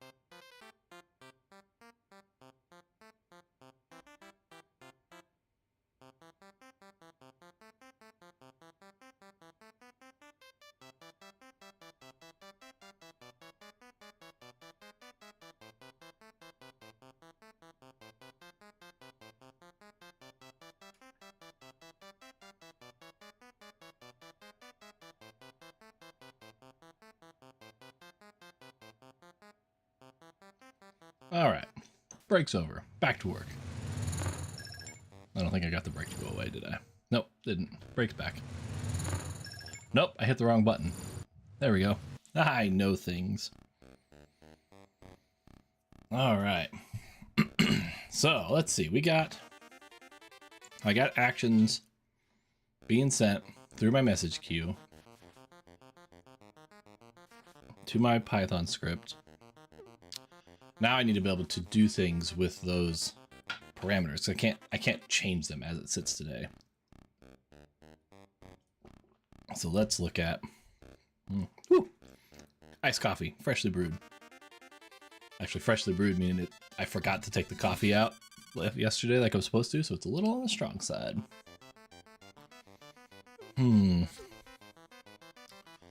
So when I click run automation, that's this one, right? Automation 2. Yeah, so that has a value. So I need to figure out on the page, on this page, I need to show those parameters. I should be able to do that pretty easily now that it's all there.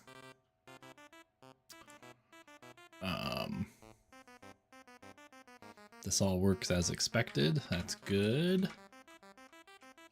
Gotta write some comments. I don't have any comments yet. Serialize the object into JSON to send to the message queue.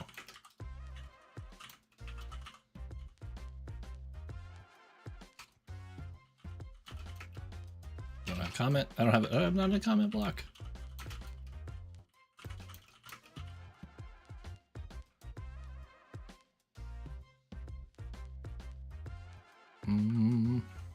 Okay, set the message to the session so the web page can display to the user. Redirect back to the default page. Automation's back up correctly. There we go.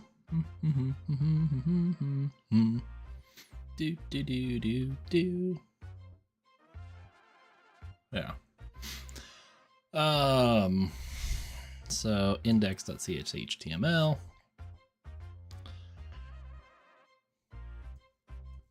So inside of this, got a cramp on my toe. Oh, my big toe's cramping. Ah. Oh, that was unpleasant. Wow. Okay. So for each one of these,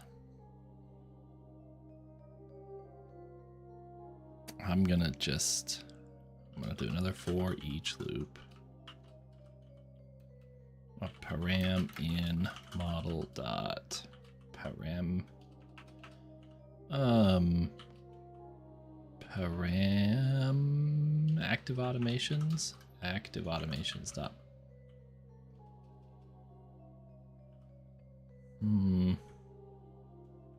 parameters are here, right? They're in the automate. Ooh, yeah, parameters. I think they're there. Just this hasn't updated to show it. Oh, they may not be called parameters. Yeah, what are they called? No, they are. Automation action.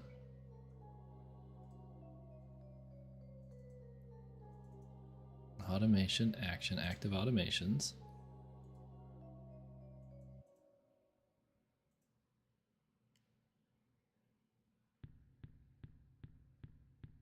Accepting first arguments of oh, because I'm going to the wrong one. I need to go to automation. There we go. Dot parameters. There it is. Haha.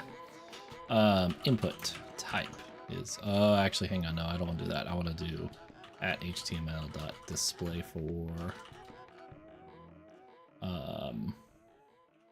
item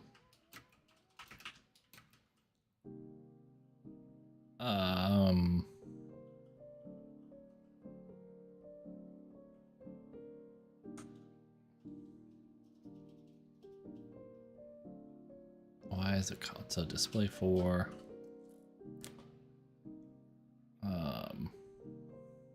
param. All right, so I do display for item param dot, oh, there we go, name.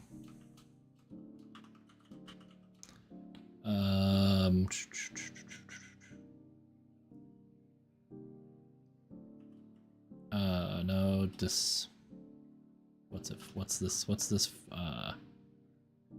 what's this method? Why am I drawing a complete blank on this?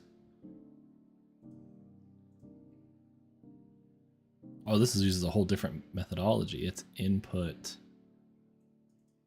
Oh, that's different than what I'm familiar with. Because it's display for.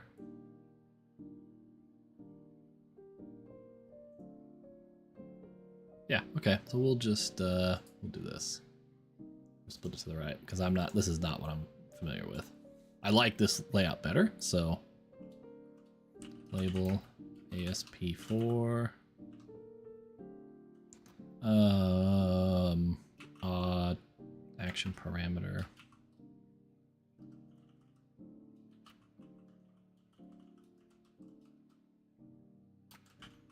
Class is equal to, what are these? What are you? Control label.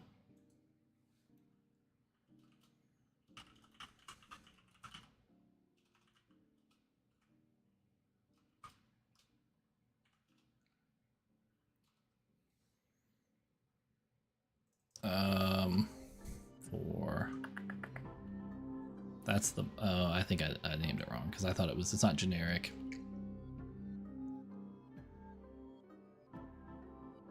That's the yeah, so autumn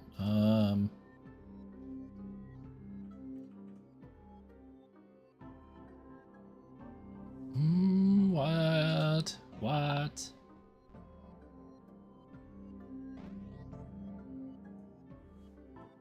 automation dot, nope, active automations dot parameters. No, I don't know why it's picking active automation.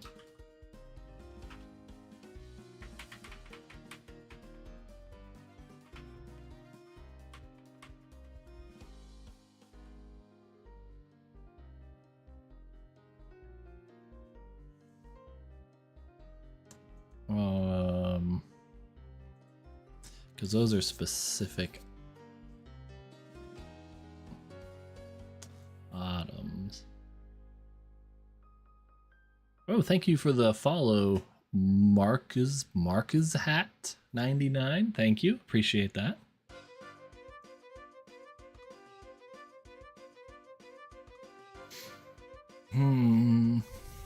Maybe I do need to do that HTML crap. I don't really want to.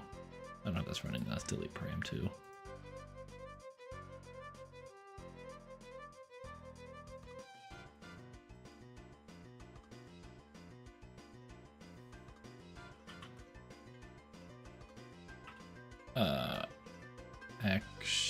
Active automations.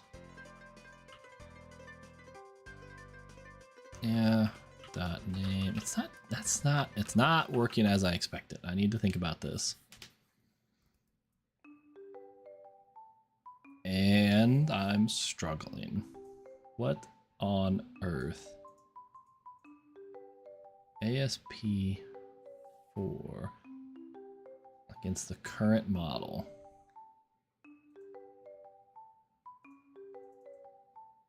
So maybe I can't do it against that. Maybe it does have to be at HTML dot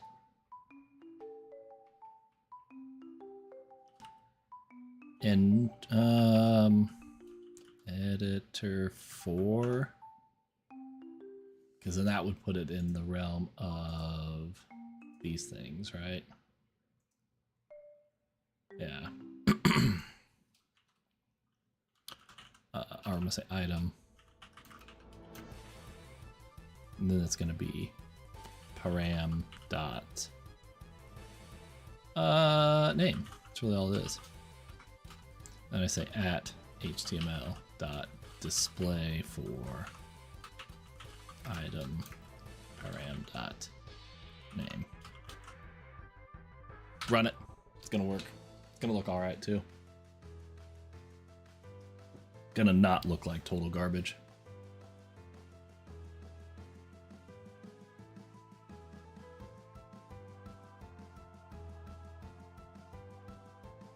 Coffee charge amount.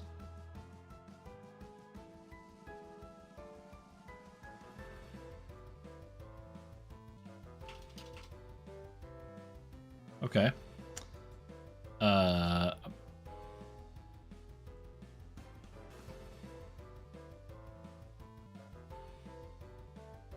Yeah, it looks like crap. Let's go like that and see. Let's do it again. I shouldn't have closed it. I'm gonna eat my granola thingy and bring it over.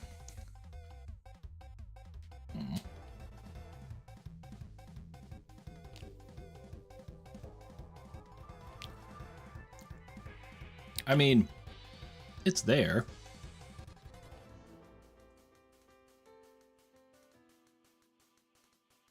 It has no value, though.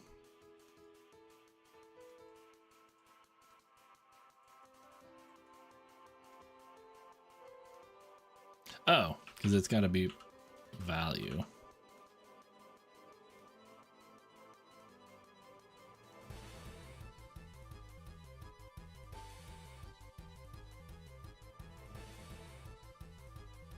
I'm gonna try to throw them in a quick table and see what it looks like.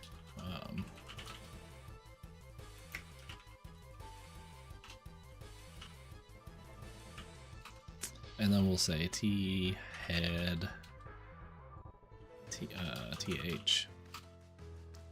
We'll throw the display in. This isn't how I'm gonna want it to look in the end. At least I don't think so.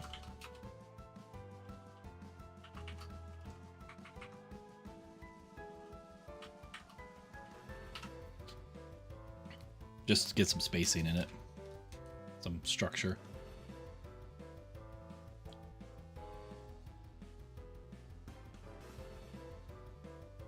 Oh. Oh yeah, I screwed that up, didn't I? Oh yeah. No, I totally did. Yep.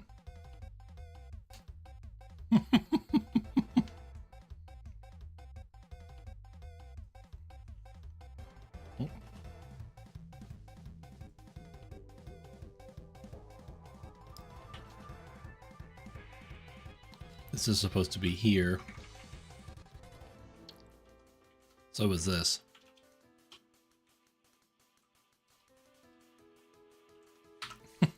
I put it all in the head of that thingy. I done gone messed it up. Oh, gotta restart.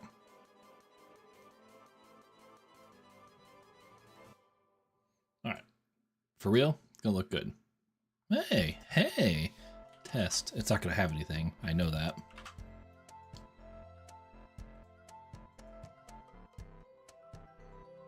Because I haven't done anything with that value. Okay, now let's get it out of that table because I don't think that table looks good. Not in this particular instance, it doesn't look good.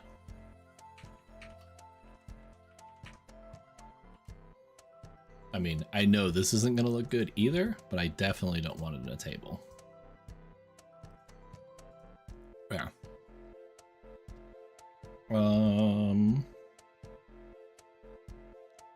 So now the kicker is gonna be, I gotta get those values here. And I don't know how I'm gonna do that. I really don't. I think, I wonder if it should be in the form, shouldn't it? Not, or in the Not in the form. Well, it is in the form. In the post. Post variables? Can I access the post variables in a Razor page? I feel like I'm crossing technologies like old school web development.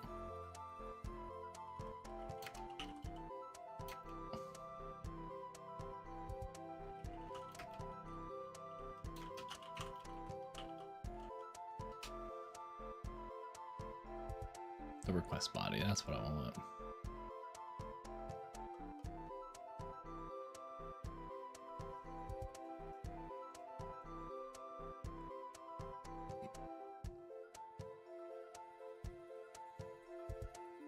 Excuse me. So you can still do request.form. Is that the right way to do it though? So on post.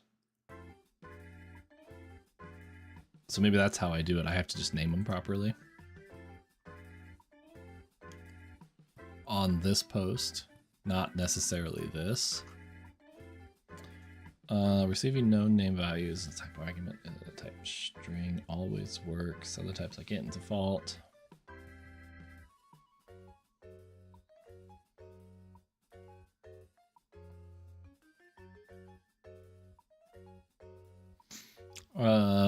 So if I put those values in, will they just show up? That would be sweet.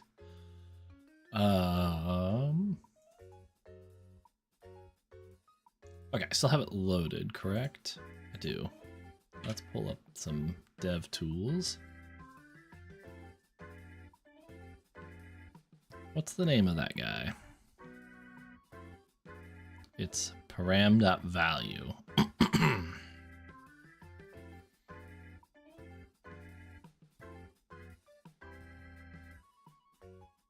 What happens if there's two parameters?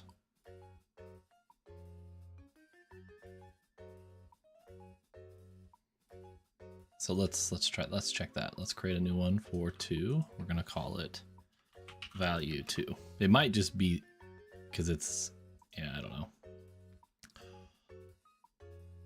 know. Value 2. That's, yeah. See, look at that formatting. Look how beautiful that is. Param value, and param value.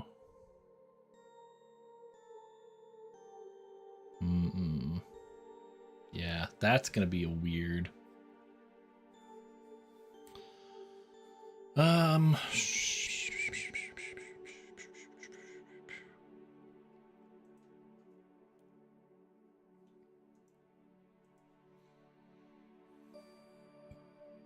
Let's see. Can I do editor 4 and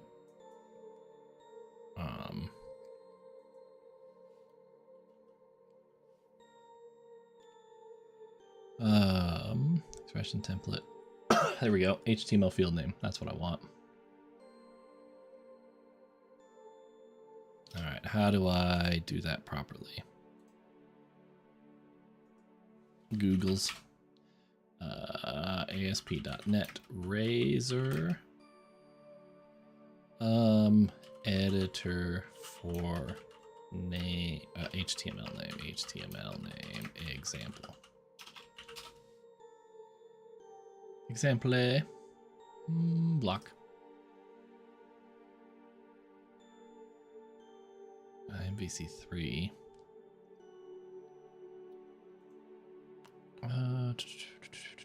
I want an example.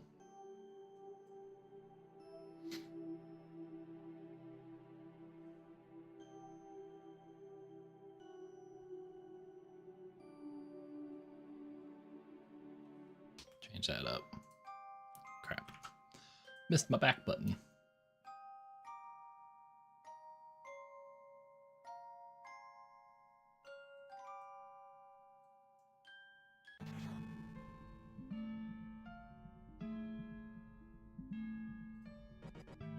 Okay, so the template, can I just make it null?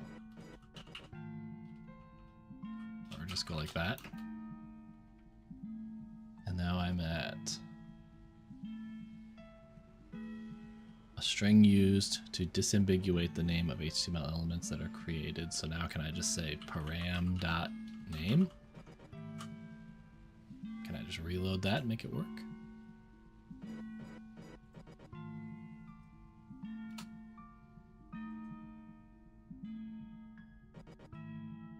So that name is amount, and that name is value 2. Okay. So now, let's... Nope, I want this one again. I want to edit this one. We'll just call it value. I'm going to call it param2 with no space. Amount and param2. So now if I come here... Nope, this one. Say string amount and string param2. And put a breakpoint. And I'm gonna have to restart it for sure.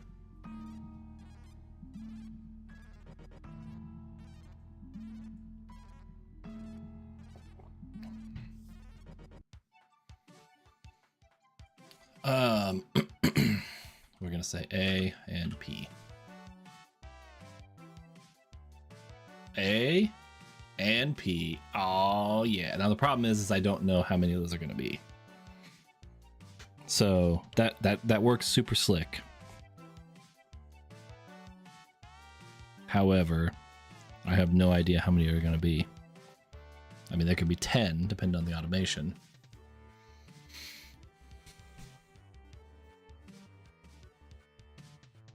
But that's exactly what it's supposed to do. So let's continue on this thought. I should see those parameters. Oops, no. There. Param2. Ooh, it didn't pass the value. Right, because I haven't done anything with it. That's right. Okay, no, that's fine. You're good. You're fine. You're fine. So how do I make this dynamic?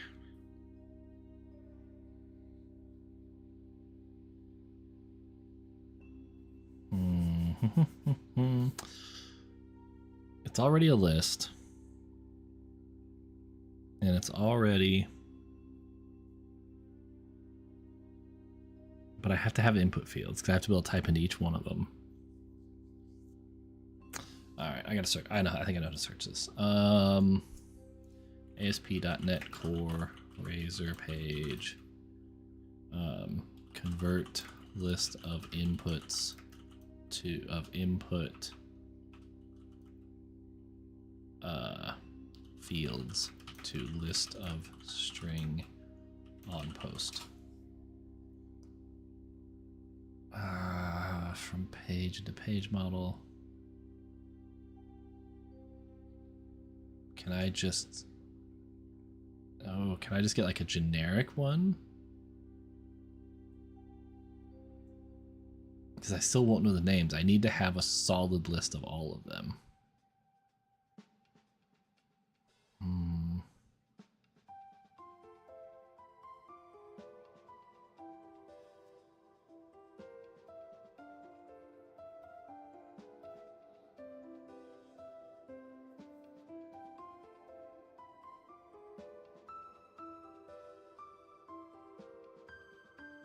Building complex objects is in a GET request. Binding simple collections. Those are checkbox collections, though. I need them to be.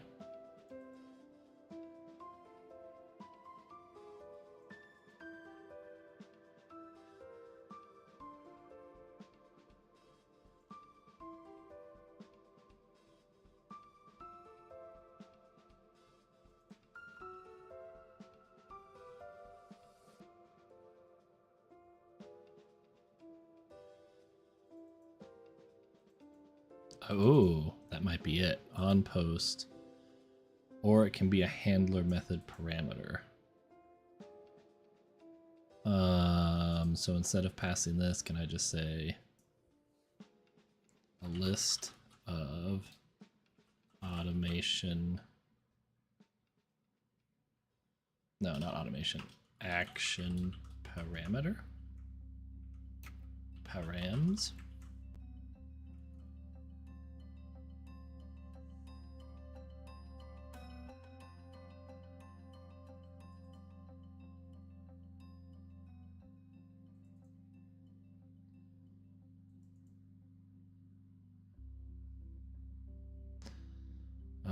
This approach to complex object binding makes use of sequential indexes. And it must be sequential as its name suggests. There must be no gaps. The index is placed in a square bracket and added to the form field's name attribute.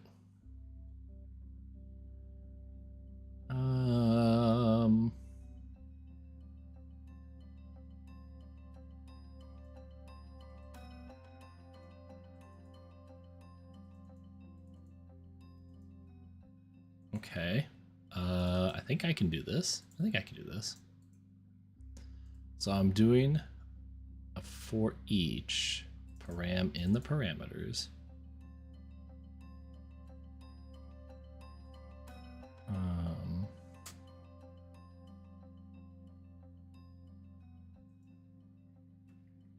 Let's stop. Oh no, don't restart, just stop. Yeah, no, that's fine. I'm fine with the error.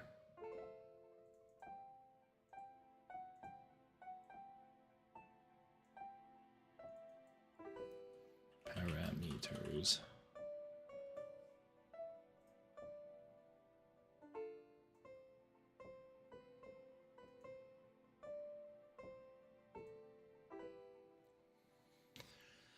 Okay, so that is an arbitrary, but it's first name, so it's the field names, which are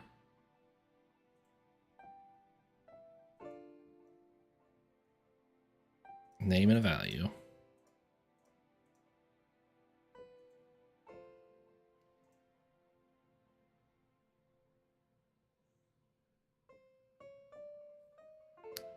So yeah, so for each one of these, I'll start by building the table.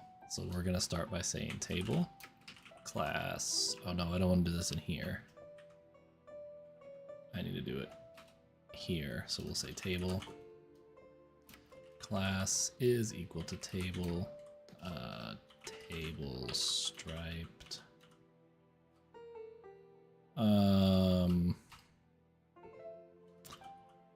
t head th.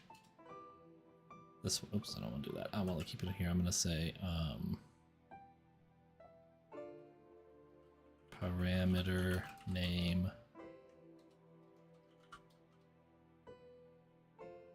parameter value. And oops, nope. Keep the head. I need to go. Oops. Oh my gosh, I can't type. I can't type. T-body. And now this stuff here all goes down.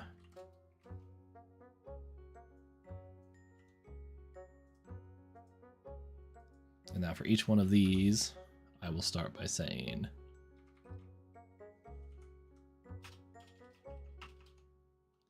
tr.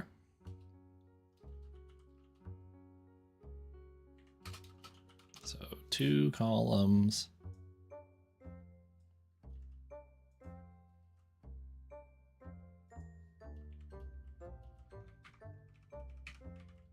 And actually for this, I may not do it this way. I may do it like that. Actually, let's try that. Let's back these last 2 changes up. Let's just comment those out. And input. Input type. What is happening? It's equal to text. Oh, actually this one. It'll be this one here.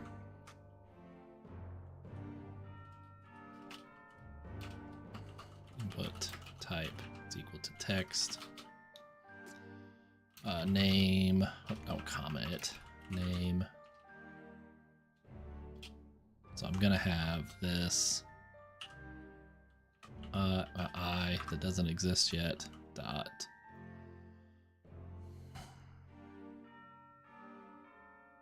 value.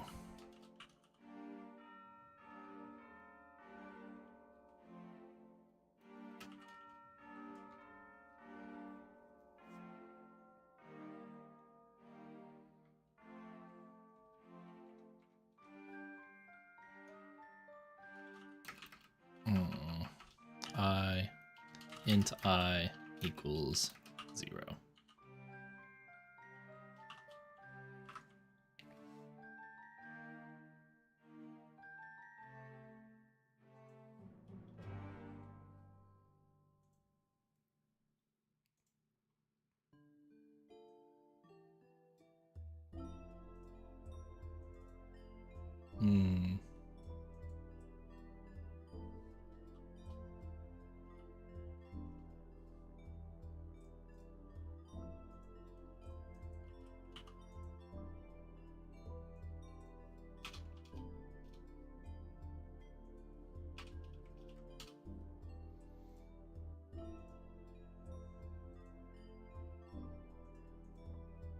So do I need to make this a for loop instead of a for each loop?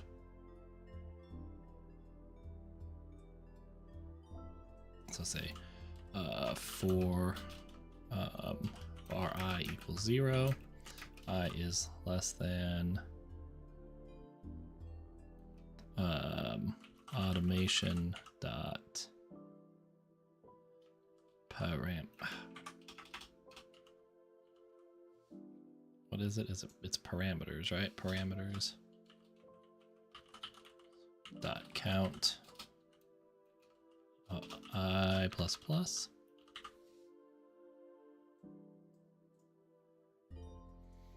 So now I've got each one of those.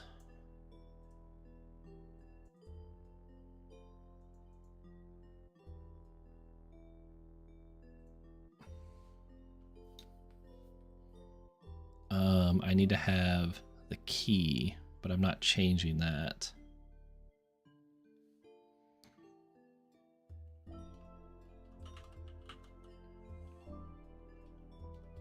Well, we'll start by doing it as an input. We'll just make it all inputs to make it simple. Type.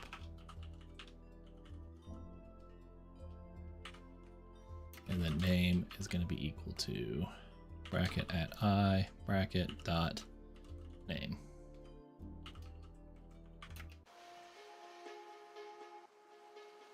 Has that got any errors in it? Okay. Okay, yep, let's try it. Let's try it.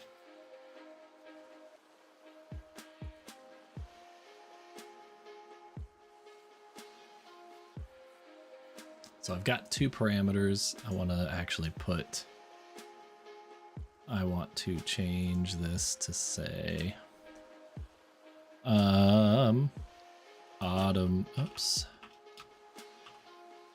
automation dot parameters sub I dot name.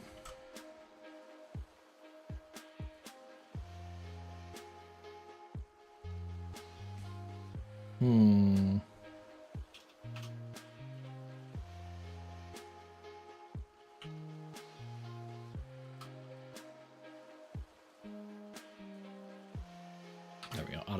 Element at.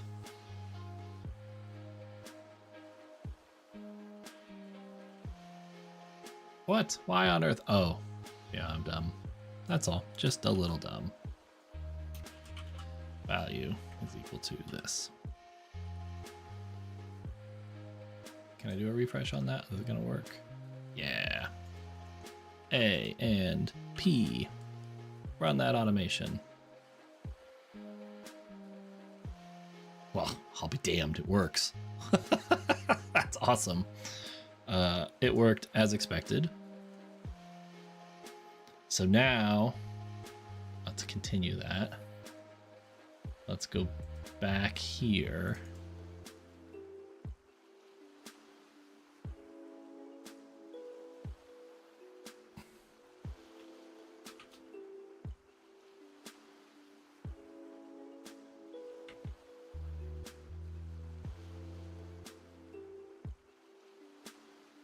Can I make this a label now? Probably not. So now it's going to be hidden. And then I'll just put this here again to show the name in a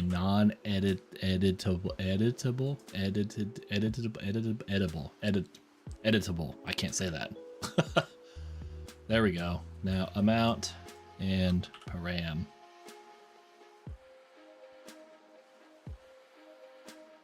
The name is amount, the value is A, name is param. Oh man, that's just working. That's just so sexy. So I'm going to include parameters, so the action is not null.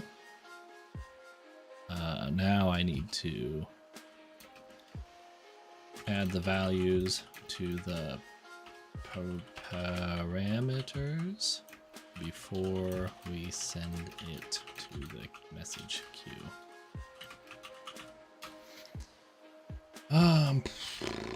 What's the best way to do this? I'm gonna have a list of parameters by their name, right? Action dot parameters sub 0 dot now dot element at 0 name. Okay, so I know they're gonna be there. I just need to search for it, right?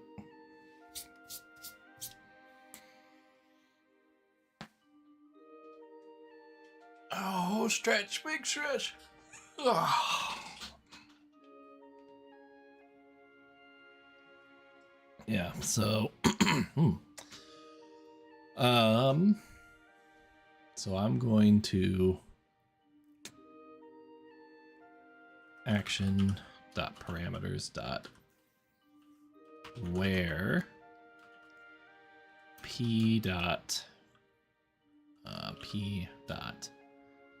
name is equal to something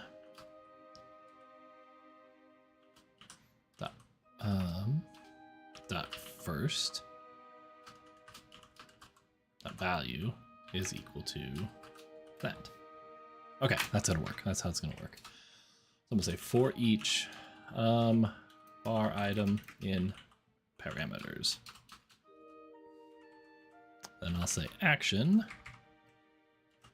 dot parameters where the name is equal to item dot name, and I'm gonna say item dot value.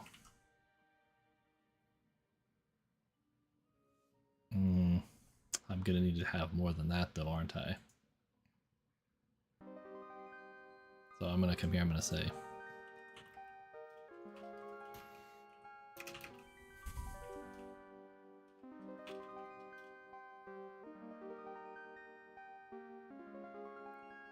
well, if I say dot. No, actually I don't, because I'm pulling it from the database. I've already got the database ID there. It's already got the name. I just need to set the value. There we go. For each one of those, do this, serialize it, send it down the wire.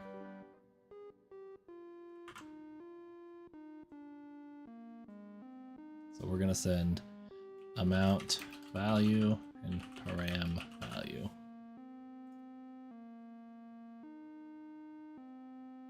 Name param2, param value, amount value. There it is. I sent it.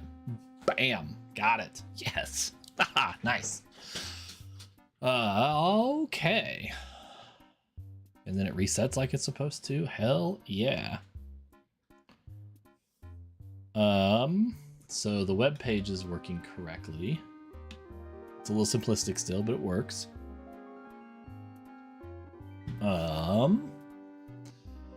Now I need to fix the Python script for this particular one. Oh, God, I just closed it. Just par for the course, isn't it? Yep, okay. So now we will start with insert charge. So a coffee insert charge So now I'm not going to look at these arguments. I'm going to have, how am I going to, so I have the data still.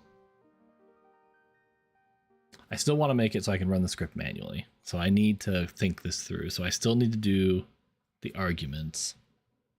If the arguments are not there,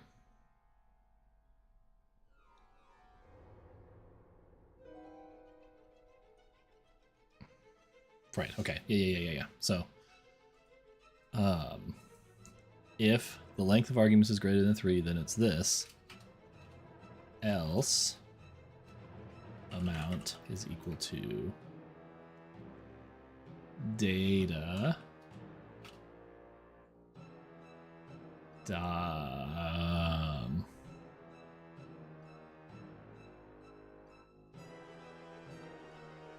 let's look at that data.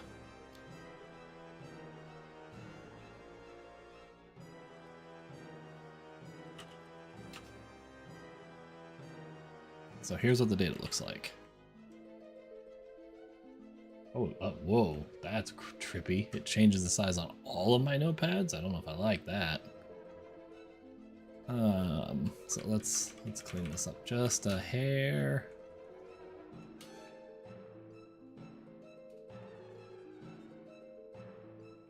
Is active is true. Parameters.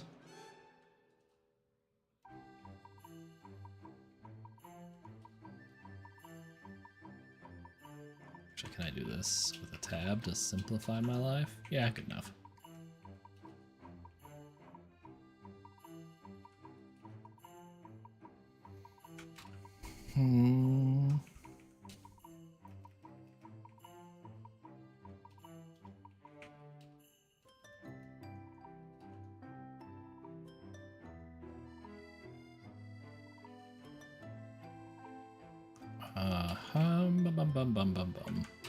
Man, this is probably the slowest, like, doing all this formatting crap. All right, there's the code. So I'm looking at the data is up here, so it's parameters. How am I gonna know which parameter it is? See, I'm gonna have to search through it to find the right parameters.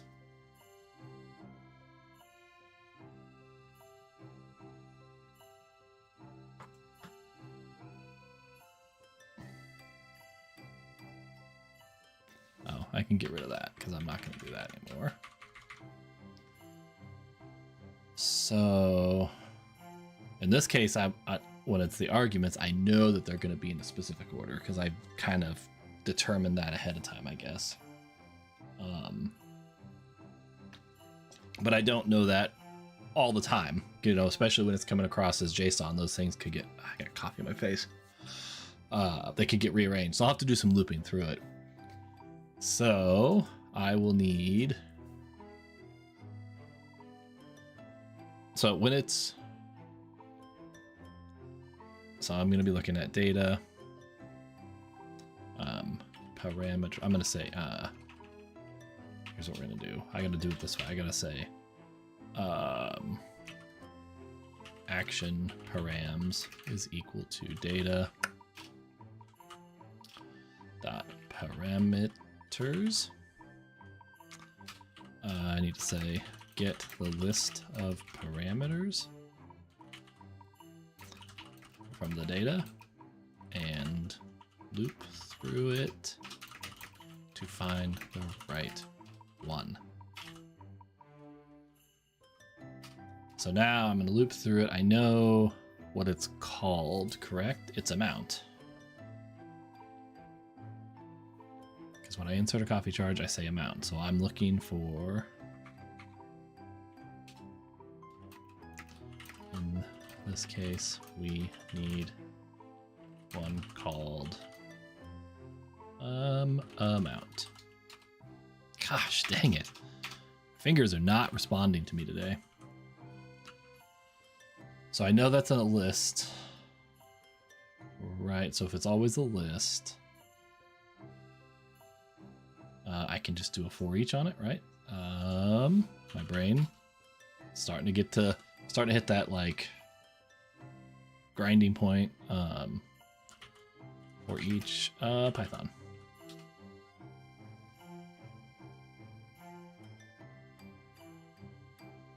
For FM pets. Yeah, there we go. Oh, it's called just 4. For item in action params. If item name dot lower, it should all be lowercase, but I need to be explicit. Right, is that the right? Yeah, it's lower parens is equal to amount. Then amount is equal to, I put it there. Oh, double equal. Then amount is equal to item dot value.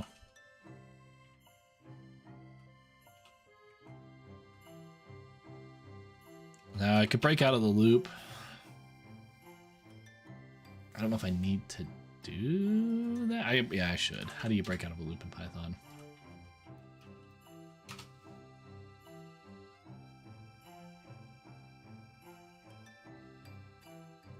Break. Just break. Okay, so now I've got amount.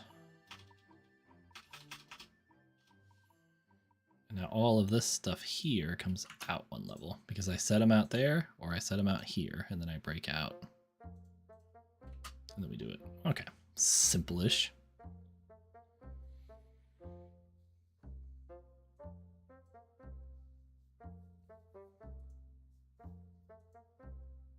So same thing here. I'll do this, name and amount. I'll say else. This one here will go away.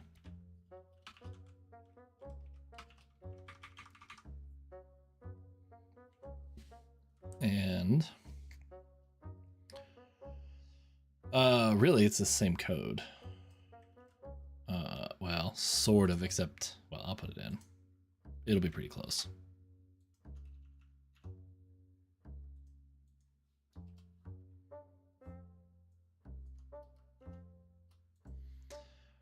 So in this case, we need one called amount and one called name.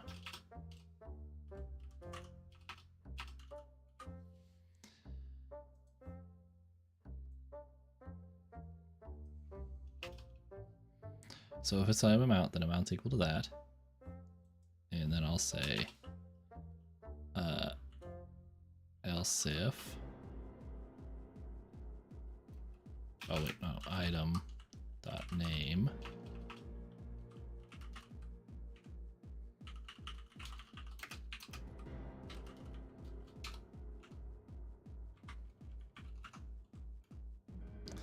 the name is equal to item dot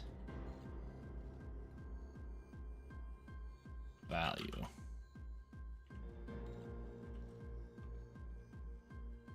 So this one I can't break out of it. I have to go until I find it. I'm trying to think of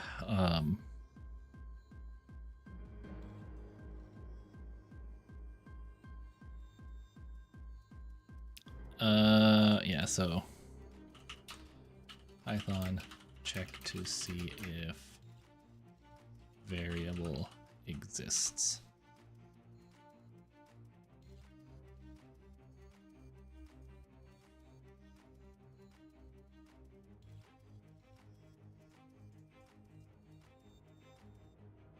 So now if I think this will work. I don't have this automation set up to really test yet, but I can say if name, what is it? It's in locals. It's in locals. And amount is in locals break. So this will go through, and until those two values have been set here, it'll keep looping through, I think. Now, can I run that? Yeah, because this is correct.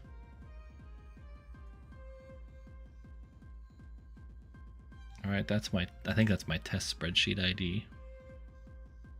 Okay, so I need to run this.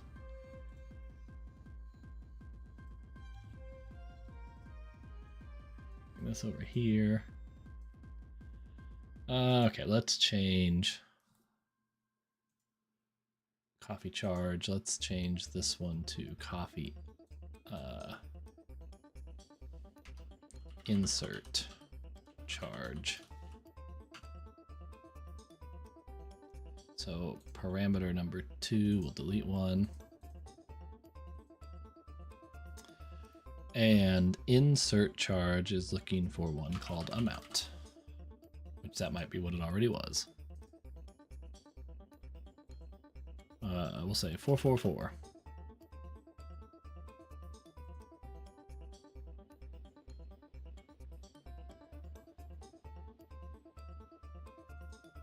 You must provide the amount the coffee costs to insert into the spreadsheet.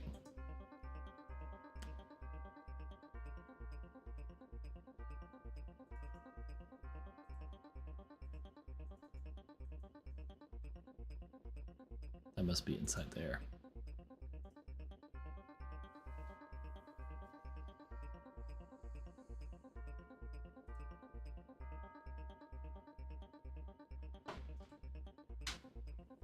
What's up, dude?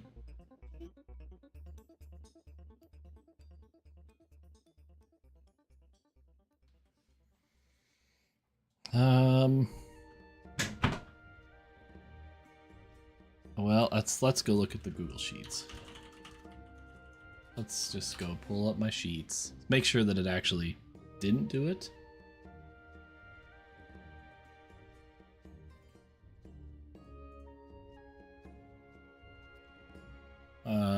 What's that sheet ID? It is not this one. I may have acted. Maybe it worked.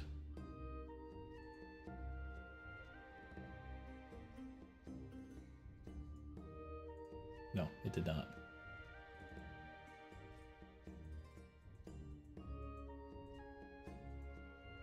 Okay.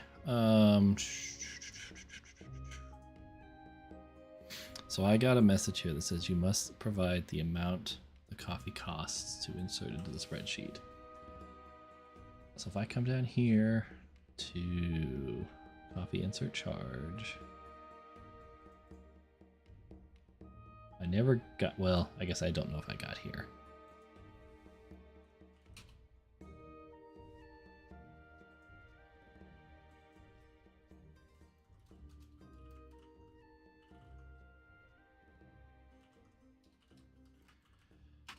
Source, scripts, cat automation log.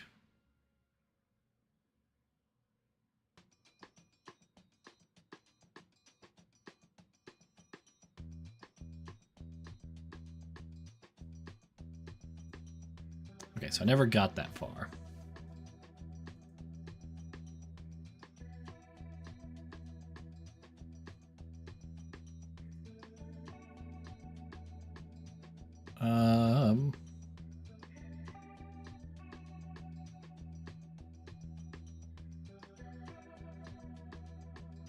Okay, so there's that. User entered coffee insert extended small.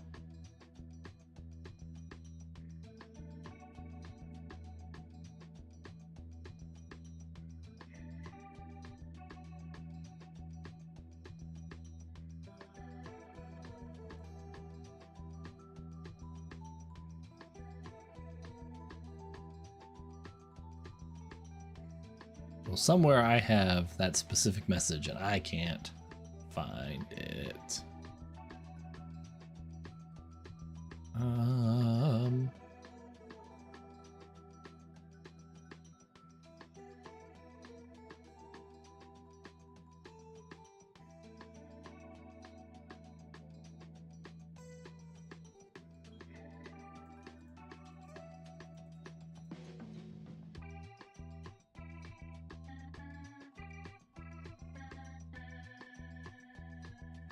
Yeah, why is it?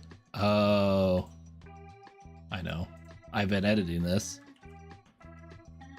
and I didn't restart the script. I'm like, why is it doing that? That's why. All right. 444. Holy buckets, I think it did it. Is it wrote this? Oh, there it is. Okay, here, bring my spreadsheet up. There it is, 444. Uh-oh.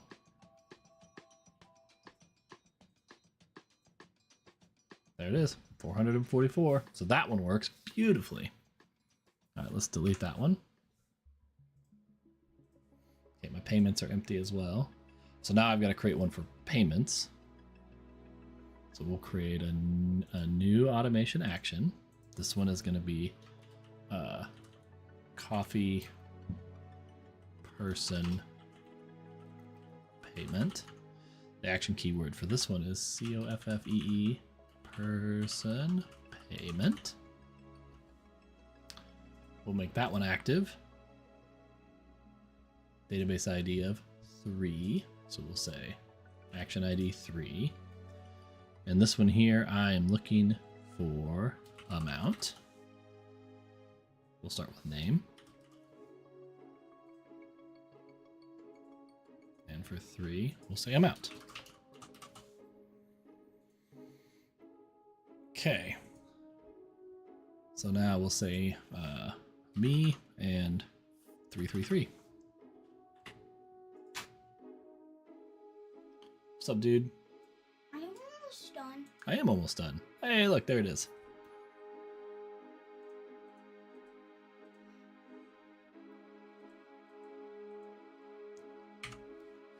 All right. Yeah, I'll be up in just a minute. I'm just wrapping up, okay? I wanna...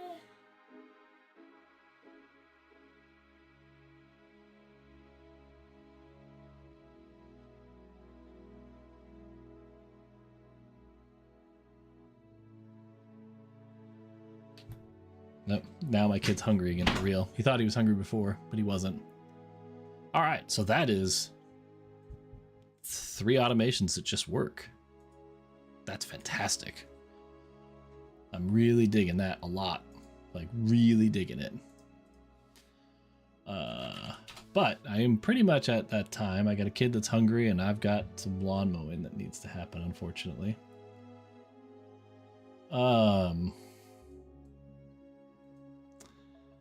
So let's, yeah, I think this is probably a good spot to call it, to pause it for now, I think. So let's, yeah, let me think about this.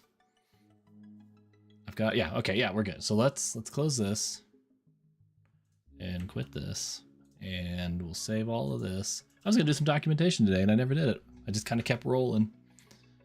That's okay. I made some good progress. Let's close that. Close that one. So I can bring this one up.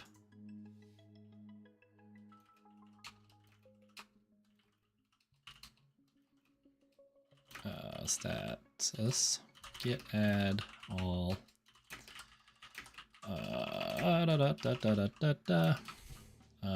finished implementing features. So all 3 built automations run as expected using RabbitMQ and the Python script.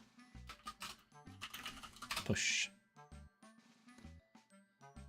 All right, so we got that. Let's see. I got a weird week this next week. I'm actually going to be in training tomorrow and Tuesday, so I might still get up early and stream in the morning. I probably will. I don't know. We'll see. Monday, I probably won't tomorrow because it's Monday. I'll have a bunch of email and stuff I'll have to address because I'll be in training. But maybe I'll do it on Tuesday. Maybe that'll be my documentation stream. We'll see. Otherwise, I plan on being back later next week. It's going to be morning streams. Those seem to be the best for me. I get more consistency if I stream in the morning. So I will be doing that. That'll be my morning streams, I think. Let's see if we can find somebody to raid. There's not very many people watching, but we can definitely find somebody here that's got some, maybe doing some programming, right? What do we got going on? Who's programming this morning? Let's see.